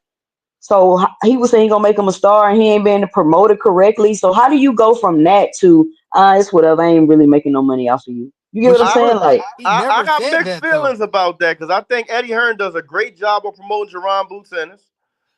and a great job of promoting Ray Ford, but I think he does a horrible job of what he did with Jalil Hackett and Khalil Coe and now Shakur Stevenson. I just don't think Eddie Hearn cares a whole lot about American boxing, especially smaller fighters. And I think his history has shown that. He'll dabble in it, but as soon as it becomes inconvenient, he falls back. Hold on, y'all can't hear Shakur it. said he made the most Hold of his on, last one at a fight, time. guys. Boxing Hacker, hold on. I'm gonna keep it all the way real with y'all. I really don't care what Shakur like. I just want him to do what it takes to go get the fights I want to see him in, bro. Yeah, that's the main thing that I hope he learned from this Zepeda situation. I agree. Like, I want to see him at the end of the day, with all the shit that's coming out, it looked like some shit may be in the air with Eddie and Shakur and whatever. I don't care. I hope to God that he does something that is smart and goes and gets the fights that we all want to see him in. And I'm really I'm taken aback by Bella Faith and Nick J. Those are the sisters. It's nothing. It's just when we have these conversations, it's cool to have these conversations. But if you talk in a way that disagrees with what certain people think, like thinking Shakur should do this, thinking Shakur should do that, I'm tired of people trying to tell us that we should basically not worry about what the fighters do, what decisions they make. That shit getting old to me, bro. At the end of the day, I pay my money, so I'm gonna have an opinion on this shit, y'all. I'm gonna say it's stupid to sign here. It's dumb to sign there. Why did you do that? Because I want to see certain fights, and that They nigga don't tell ESPN that shit. made this. That nigga made this fight hard to make. He made the Zepeda fight harder to make than it had to be. got made, what y'all trying to tell me, bro? Just like Why the we NBA can't give our Fighters opinion, but didn't hear ESPN and it. everybody else Like, can? come on, y'all. So The he fight should got just agree made. to So everything what's the Zepeda problem? wanted. I don't see the What are we problem. talking about? He can't Fellas, just agree to what everything The Zepeda wanted. problem is, nigga, it almost didn't get made. Hey, KO. Yeah, they but it still has to gotta be a negotiate negotiation. They some. can't just agree Almost ain't to close Zepeda's enough. demands, and that's what makes the thing easy. KO, can you hear me? I can hear you, Crown. What's up, bro? I can hear you, bro. What's up? I can hear you, bro. Can you hear me? He's probably can't hear you, KO. I I think want he to know why lagging out. Devin Haney fans going so hard for Shakur. I still haven't figured I'm a nobody that Shakur part giving fan out. him too. I mean, he can like more than one fighter, Up here, dude. I y'all can I hear mean, you. he need to can pay literally that like man. more than Yo, one yo, fighter. I just If you don't have to just like one fighter. Can I Yo, drop? Terrence, am I That's true. lying? They used to hate that man up here. Remember, 25%. He a duck. No. Y'all, He still y'all I so never duck. hated fake. It's the Shakur. same energy. I Y'all have Hey, never KO. hated so Shakur, fake. buddy. Nothing changed. I have Nothing never hated changed. Shakur one day, buddy. KO. Yeah, what up, bro? I can hear you. Can I drop a quick hot take before I log off? I think it's crazy. Yeah, go ahead. I think Turkey Al-Sheikh, y'all mark my words, remember I said it. I think Turkey is trying to force a Shakur Keyshawn fight. Nah, I see Keyshawn fighting Tank pretty That soon. Every ain't gonna happen. They time, Ain't not gonna fighting, happen. bro. I see I didn't say Keyshawn it's and gonna Tank fighting happen. pretty soon. I didn't say it's gonna happen, but he's trying to create dissension. When Man, He needs Shakur that listen, came out and money. said something bad about Turkey, that he dream made over with. he made Keyshawn an ambassador and gave him a check from Ring Magazine. You gotta leave the dope alone, man. Every time they have an issue with Shakur, they turn around and do something great for Keyshawn. They're creating a little bit of dissension. Don't be surprised if they're not getting along that well in the next 6 months. I see it coming together. Every time Shakur has a problem with somebody, Keyshawn buddies up with him. Well, we gonna Shakur had see a after problem this with De Los Top Rank. Santos fight, Crown. Keyshawn said, Top Rank, believe in me, they great to me. I'm just seeing shit being nestled up that every time Shakur has a problem with They somebody, two different people. What are you they supposed to do turn on something. his promoter? No, I understand they're two different people. But if you my brother, and every time I have a problem with somebody, you do business with them directly behind it, and then talk about how great they are, I'm just saying, watch for Who gonna dissension turn being down built doing between business them with two. Turkey though? Yeah, I mean, if That just don't make you no got to put a lot of sense. money down though, but I mean, These hey, narratives money is talks. comedy.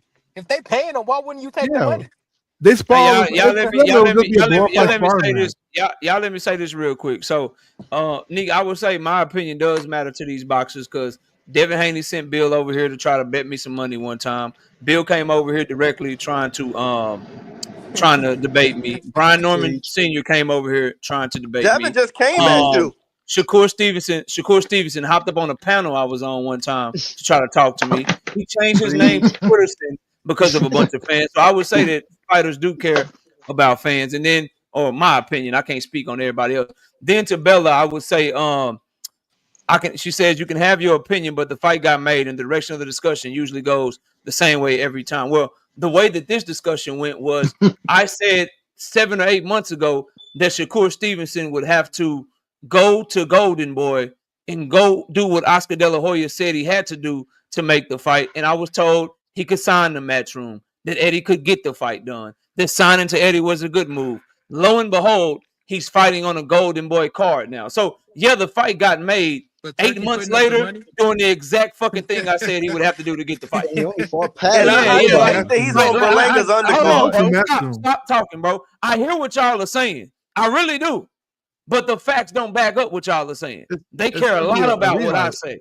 And also, the nigga got the fight done in the exact fashion I told him to get the fight done in 2024. Still 8 months ago. It just looked like he's talking. But he got that Patley back. He got that Patley money. It don't look like it's the way you said. It's not Golden Boy's card, it's Turkey's card.